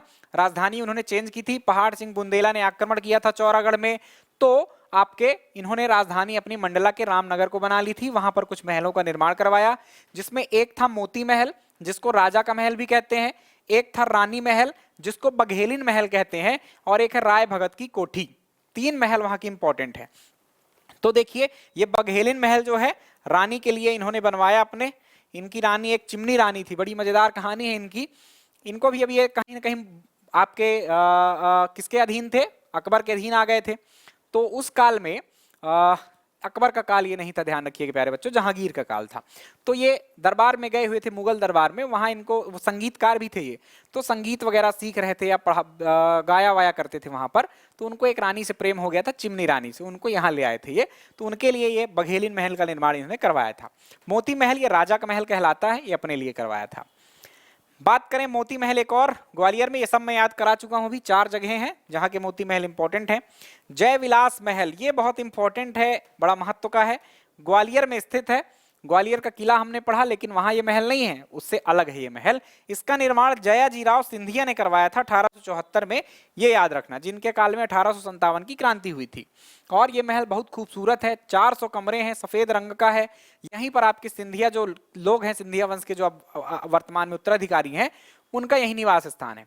और यहाँ पर 400 कमरों में तो रहेंगे नहीं, बहुत सारे हिस्सों को क्या बना दिया गया? संग्रहालय बना दिया गया है, देखने के लिए कि कैसे ये राजा लोग उस टाइम पर रहा करते थे। यहां पर चांदी की ट्रेन चलती, ऐसा कभी आपने सुना होगा। मोती महल एक बुरहानपुर में भी है। तो 4 मोती महल हमने यहां देख लिए हैं, ग्वालियर में है, भोपाल में है, मंडला में है, और आपके बुरहानपुर में है। बार बार बोल रहा हूं, याद करते जाना। किसने बनवाया था? तो शाहजहां ने बनवाया था अपनी प्रिय रानी मोती बेगम के लिए। तो ये कुछ महल और हो गए। अब जो हम पढ़ने वाले हैं प्यारे बच्चों, वह है मध्य प्रदेश की गुफाएं। हम अभी देखा आपने जैसा कि कंप्लीट कर लिए हैं 2 हिस्से। 2 हिस्से कौन से हैं? तो वह 2 हिस्से आपके, एक तो किले हमने कंप्लीट कर लिए अभी अभी, और एक चीज कंप्लीट कर लिया आपने, महल। अब हम पढ़ लेते हैं गुफाएं। ये किस श्रेणी के अंतर्गत, हम पर्यटन स्थलों की किस श्रेणी के अंतर्गत पढ़ रहे हैं? तो हम ऐतिहासिक और जो पुरातात्विक स्थल हैं उस दृष्टिकोण से इनको कंप्लीट कर रहे हैं, है ना। हालांकि कुछ और स्थल होते हैं जो इस सूची में आ सकते हैं, इस लिस्ट में शामिल हो सकते हैं, किंतु वो धार्मिक स्थल की श्रेणी में ठीक लगेंगे, क्योंकि उनके आगे मंदिर शब्द का यूज करेंगे अपन।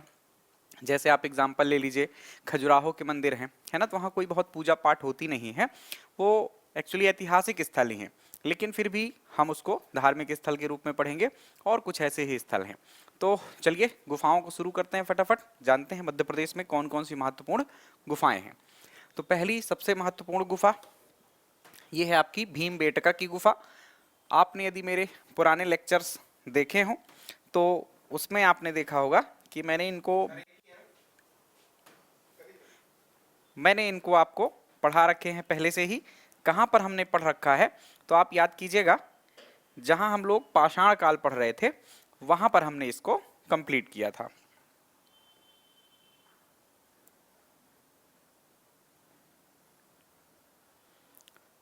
राइट। तो पाषाण काल की क्लास आपने यदि देखी हो तो पाषाण काल में हम जब कुछ पुरातात्विक स्थल पढ़ रहे थे उसमें हमने भीमबेटका की गुफाओं को पढ़ा था। वापस से रिकॉल कर लेते हैं, एक जगह पर एक जैसी जानकारी हो जाएगी। तो भीमबेटका की गुफा वापस से रिकॉल करिए जो लोग मुझसे लगातार जुड़े हुए हैं। यह है आपके रायसेन जिले में ओबेदुल्लागंज तहसील है, वहां पर ये गुफाएं स्थित हैं।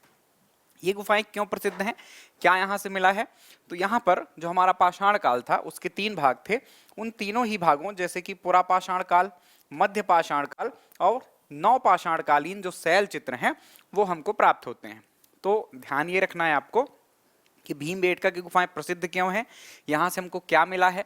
तो शैल चित्र एवं शैलाश्रय, शैलाश्रय का मतलब गुफाओं से है और उनमें बने हुए जो चित्र मिले हैं हमको वो शैल चित्र कहलाते हैं। तो शैल चित्र और शैलाश्रय के लिए प्रसिद्ध हैं। कितने पुराने शैल चित्र हैं? तो ये तीनों ही काल जो है, पूरा पाषाण काल जो कि बहुत पुराना काल है, फिर मध्य पाषाण काल और नवपाषाण कालीन जो है, तो चित्रकारी के प्रमाण हमको यहाँ से प्राप्त हुए हैं। तो ये याद रखना है कि क्या प्राप्त हुआ है। उसके बाद इसकी खोज किसने की है, मतलब ये जानकारी हमको कब मिली कि यहाँ पर ऐसी गुफाएं शैल चित्र हैं? तो वो जानकारी हमें 1957-58 में विष्णु श्रीधर वाकड़कर साहब थे, वीएस वाकड़कर शॉर्ट नेम इनका है। इन्होंने खोजा था, कोई विशेष उद्देश्य के साथ नहीं गए थे, तो किसी कारण से चले गए थे वहां, जिससे इनको बहुत सारी चीजें ऐसी दिखाई दी और उसकी फिर प्रॉपर खोज चालू हुई। और आज हमको लगभग 500 से अधिक शैल चित्र और 600 से अधिक हमको शैलाश्रय वहां प्राप्त हो चुके हैं। आगे बात करें इसमें, तो इन गुफाओं को 1990 में एएसआई ने राष्ट्रीय महत्व का स्थल घोषित किया। देन 2003 में आपके यूनेस्को ने इसको विश्व धरोहर स्थल घोषित किया। तो अंतर्राष्ट्रीय संस्था है यूनेस्को, उसके द्वारा ऐसी कोई सूची में नाम यदि शामिल होता है तो हमारे लिए उपलब्धि की बात है। इससे हमको उसके संरक्षण में थोड़ा सा अच्छे लाभ मिल जाते हैं, ऐसा कह दीजिए। यूनेस्को मतलब हमारा जो एएसआई है वो तो देखरेख करता ही है कुछ निर्माण कार्य के, जो भी अच्छा हो सके इन स्थलों के लिए वह काम तो होते ही, साथ में अंतर्राष्ट्रीय मदद भी हमको मिल जाती है, जिसमें तकनीकी मदद और आर्थिक मदद दोनों प्रकार की मदद शामिल होती है। तो भीमबेटका की गुफाओं में यही है संक्षिप्त। इसके अलावा ये बहुत महत्व का स्थल है, ऐसा आप समझिए। कैसे महत्व का है? तो ये जो मानव है, पूरा पाषाण कालीन मानव, मतलब आज से 15 से 20 हजार है ना, 15 से 20 हजार वर्ष पूर्व का जो मानव है उसके प्रमाण हमको यहाँ से प्राप्त होते हैं। मानव की उत्पत्ति आप 2 से 4 लाख साल पहले मानिए, जब से मानव एक्चुअली बना है ना। उसके पूर्व भी उसकी दूसरी प्रजातियों के रूप में नाम मिलते हैं, जो कि 25 लाख 30 लाख साल पहले से चालू हो जाते हैं।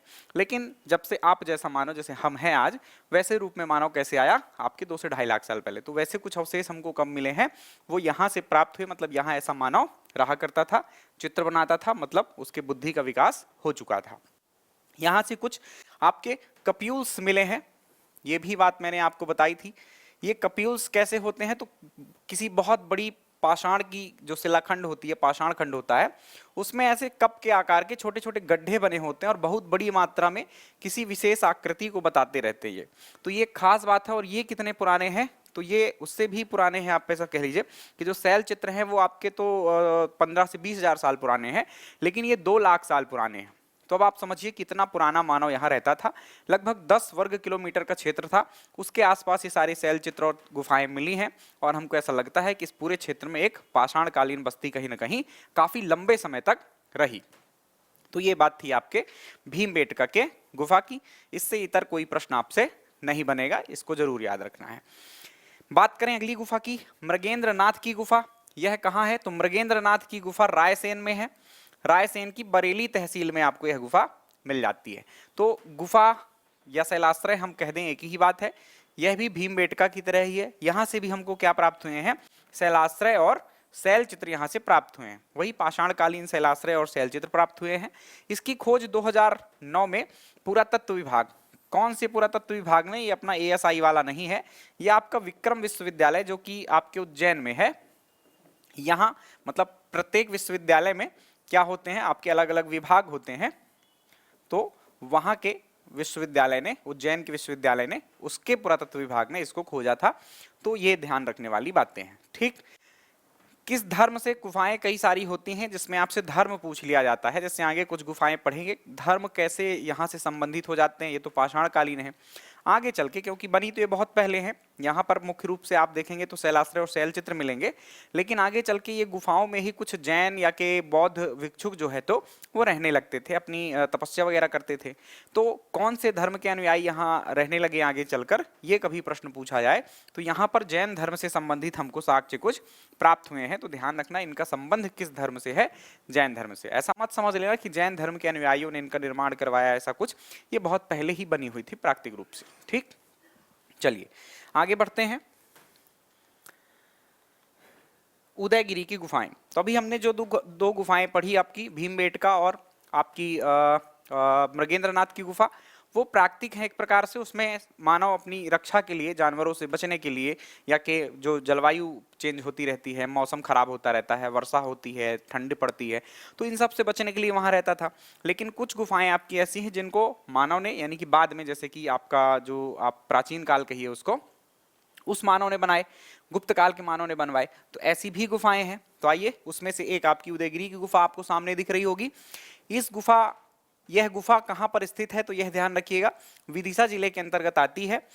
उदयगिरी की अधिकाधिक गुफाएं किस काल की हैं, तो 4वीं-5वीं शताब्दी की हैं, गुप्त काल की हैं। कुल मिला के कहने का है ना, गुप्त काल का टेन्योर यही था, 4वीं-5वीं शताब्दी के काल में ही आपका गुप्त काल आपके भारत में शासन करता हुआ दिखाई दे जाता है। तो गुप्तकालीन ज्यादातर गुफाएं हैं, कुछ का डेट वेट कंफर्म नहीं होता है, तो उनको नहीं याद रखना। आपसे प्रश्न सीधा यही पूछा जाता है कि उदयगिरी की गुफाएं जो है वो किस काल की हैं, उत्तर आता है गुप्त काल। या कि इस तरह से भी डेटा पूछा जाता है कि किस शताब्दी की हैं, तो ये ध्यान रखना 4वीं-5वीं शताब्दी की हैं। उदयगिरी का जो पुराना नाम था वो नीचेगिरी हुआ करता था, ये ध्यान रखना। नीचेगिरी के बाद ही उदयगिरी कब नाम हो गया, तो आपने मुझसे परमार वंश पढ़ रखा है। परमार वंश में मैंने उदयादित्य के बारे में आपको पढ़ाया था। तो जब उदयादित्य शासक बनते हैं परमार वंश के, उनकी राजधानी आपकी धारी रहती है, तो उनके नाम पर, एक्चुअली उदयादित्य के नाम पर इस जगह का नाम क्या कर दिया गया, उदयगिरी की गुफाएं कर दिया गया। कितनी संख्या में गुफाएं हैं यह याद रखना है आपको। ये गुफाएं जो है संख्या में 20 हैं, है ना, काउंटिंग है, इनका नंबर भी ऐसे ही रहता है, गुफा संख्या 1, गुफा संख्या 2, गुफा संख्या 3, ऐसा। तो कुल 20 गुफाएं हैं। इसमें से कुछ संख्या के नाम, हमको कुछ महत्वपूर्ण गुफाएं हैं उनको याद रखना है। टोटल तो अपन ने देख लिया 20। इसमें जो गुफा संख्या 1 है और गुफा संख्या 20 है, इन दोनों को याद रखना कि ये दोनों जैन धर्म से रिलेटेड हैं। हाँ, जैन धर्म से रिलेटेड हैं।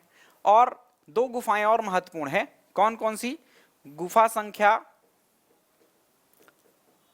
4 और 5। तो ये 4 गुफाएं संख्या सहित आपको याद रखना है कि 2 गुफाएं कौन सी जैन धर्म से रिलेटेड है, तो पहली नंबर की और 20वें नंबर की। और चौथी गुफा एक प्रसिद्ध है और 5वीं गुफा एक प्रसिद्ध है। काहे प्रसिद्ध है, आइए देख लेते हैं। गुफा संख्या 4 में हमको एक शिवलिंग की प्रतिमा प्राप्त हुई है। क्या प्राप्त हुआ है, शिवलिंग प्रतिमा प्राप्त हुई, मतलब एक्चुअली शिवलिंग प्राप्त हुआ है ना, प्रतिमा का मतलब वही जो शिवलिंग आप जैसा देखते हैं मंदिरों में, वही शिवलिंग प्राप्त हुआ है। इससे भी प्रसिद्ध कौन सी गुफा है, सबसे इंपॉर्टेंट गुफा कौन सी आप मानकर चलिए, गुफा संख्या 5 है। इसके बारे में प्रश्न आ चुके हैं। यहां पर क्या है, यहां पर हमको एक भगवान विष्णु का जो वराह अवतार है, आपने सुना होगा 10 अवतारों में से एक वराह अवतार है, उसकी झांकी दिखाई देती है। झांकी का मतलब दीवार पर वराह अवतार की जो आकृति है वो उकेरी गई है आपकी गुफा संख्या 5 में। तो ये महत्वपूर्ण बात हो जाती है। तो गुफा संख्या 5 सबसे फेमस है, सबसे प्रसिद्ध है। इसमें नाग राजा, नाग वंश आपने गुप्त काल के साथ ही पढ़ा है, तो नाग शासक के पास पैर में, एक्चुअली वहां पर आपके वराह अवतार के जो भगवान विष्णु थे, उन्होंने क्या रखा है, उनके ऊपर पैर रखा हुआ है। तो ये एक उपहास का तरीका था, गुप्तों के द्वारा नागों का उपहास करने का एक तरीका था। चलिए, ये बात थी आपके किससे रिलेटेड, उदयगिरी की गुफाओं से रिलेटेड। तो बहुत सारे तथ्य हमने देखे। गुफा संख्या 1 व 20 जैन धर्म से रिलेटेड है, यह प्रश्न भी आपका पूछा जा चुका है।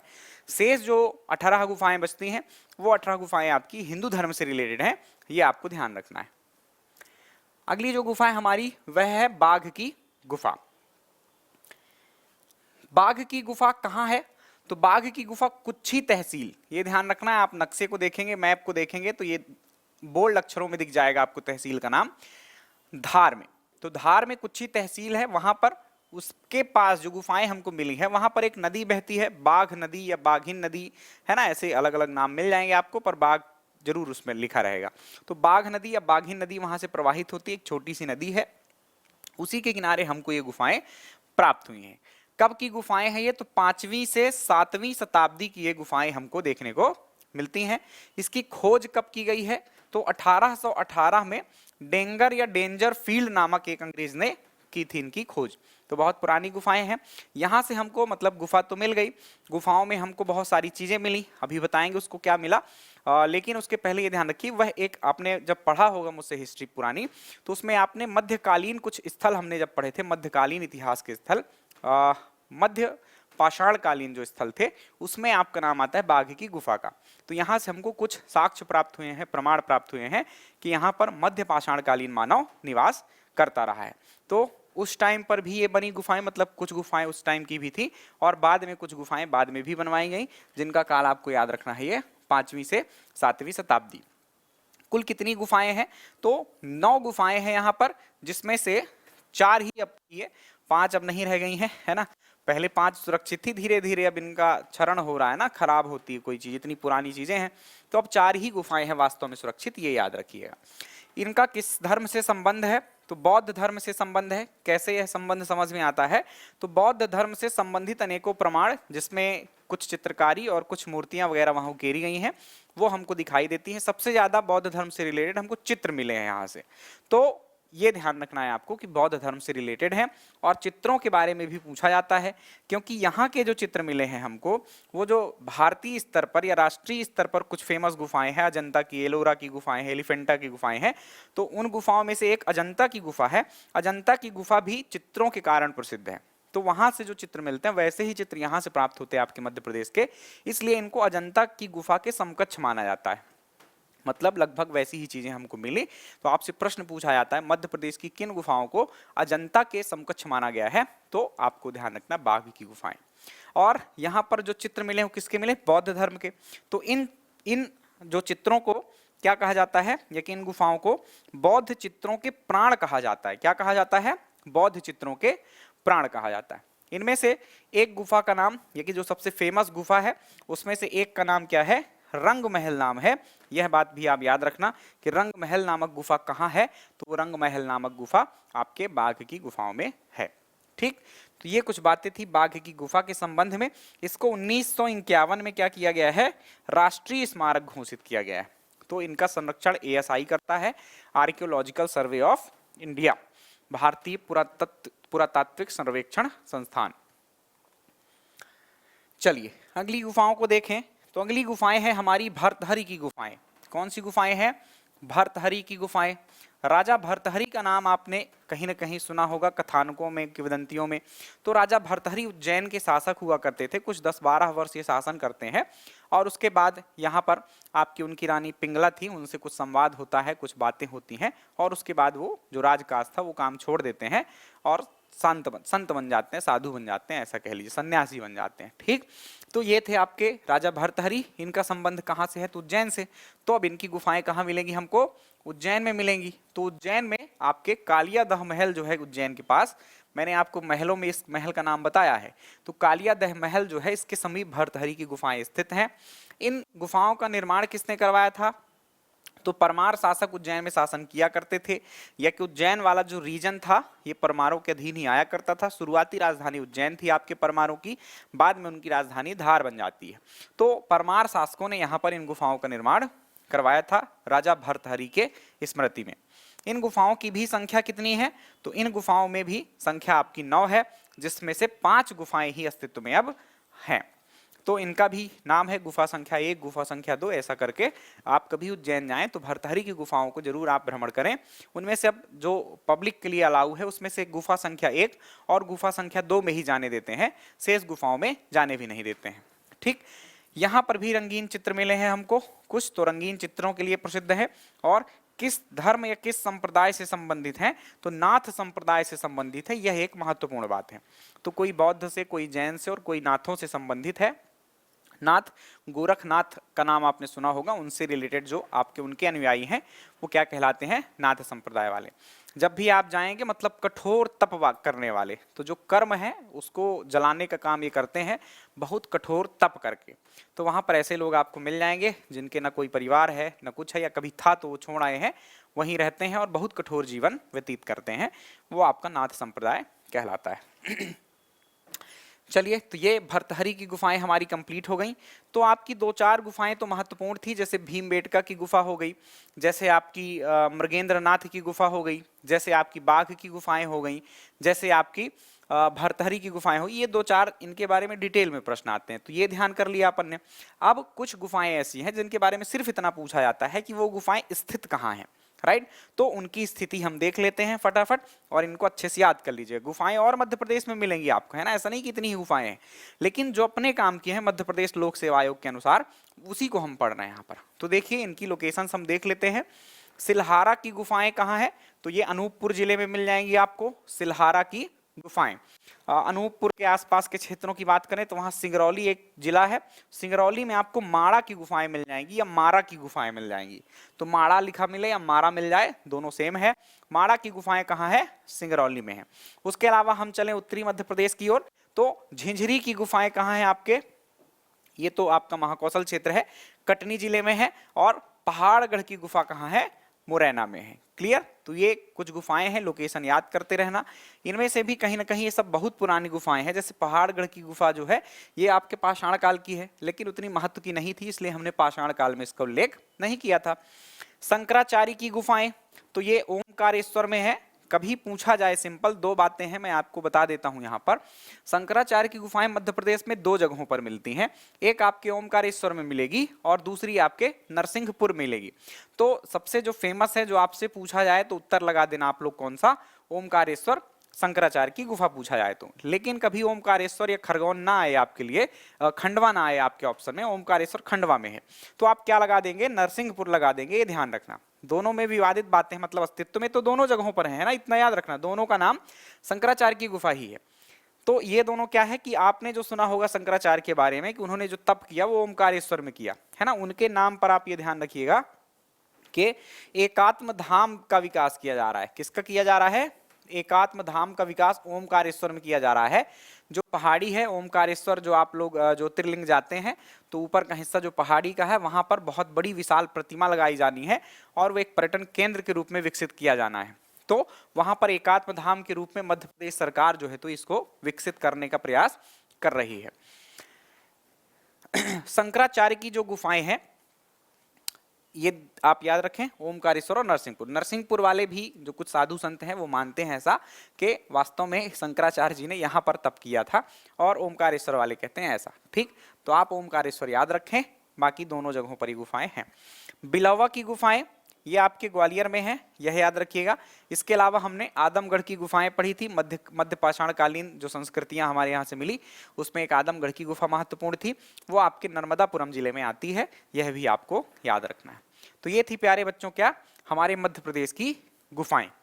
तो आज के लिए इतना ही प्यारे बच्चों, काफी लेंदी लेक्चर हो जाता है हमारा, कारण यह है कि बहुत कुछ समाहित करना पड़ता है आपके लिए, मतलब कुछ छूटे ना, ऐसा कहने का मतलब। आपके पास कोई भी पुस्तक हो, आप जिसको कठिन मानते हो उनको लगाइए, आप देखेंगे कि आपसे कहीं ना कहीं 90 to 95% क्वेश्चन बनेंगे। अब जो उटपटांग क्वेश्चन पीईबी स्तर के होते हैं वो बहुत खराब प्रश्न पूछते हैं, तो वो ना बने, तो उसमें परेशान भी आपको नहीं होना है। पर जो काम के प्रश्न है वो आपसे निश्चित रूप से बनने वाले हैं। पीईबी में भी जो पूछा गया है वो बनेंगे ही आपसे। क्लियर। तो ध्यान रखिएगा प्यारे बच्चों, ये मेहनत मेरी आपको सही लग रही हो, पसंद आ रही हो तो लाइक कर दीजिएगा। किसी प्रकार का डाउट भी आपको लगता है कि ये बात सही है या गलत है, इस पुस्तक में ऐसा लिखा है, क्या होना चाहिए, तो आप कमेंट छोड़ दिया करो। सारे कमेंट्स में रीड करता हूं आपके जो भी कमेंट्स होंगे वो अगले लेक्चर्स में मैं क्या करूंगा, उनको दूर करने का, जो डाउट्स होंगे आपके वो दूर करने का प्रयास मैं करूंगा। तो आज के लिए इतना ही रखते हैं प्यारे बच्चों, ख्याल रखिएगा, बाय बाय, टेक केयर।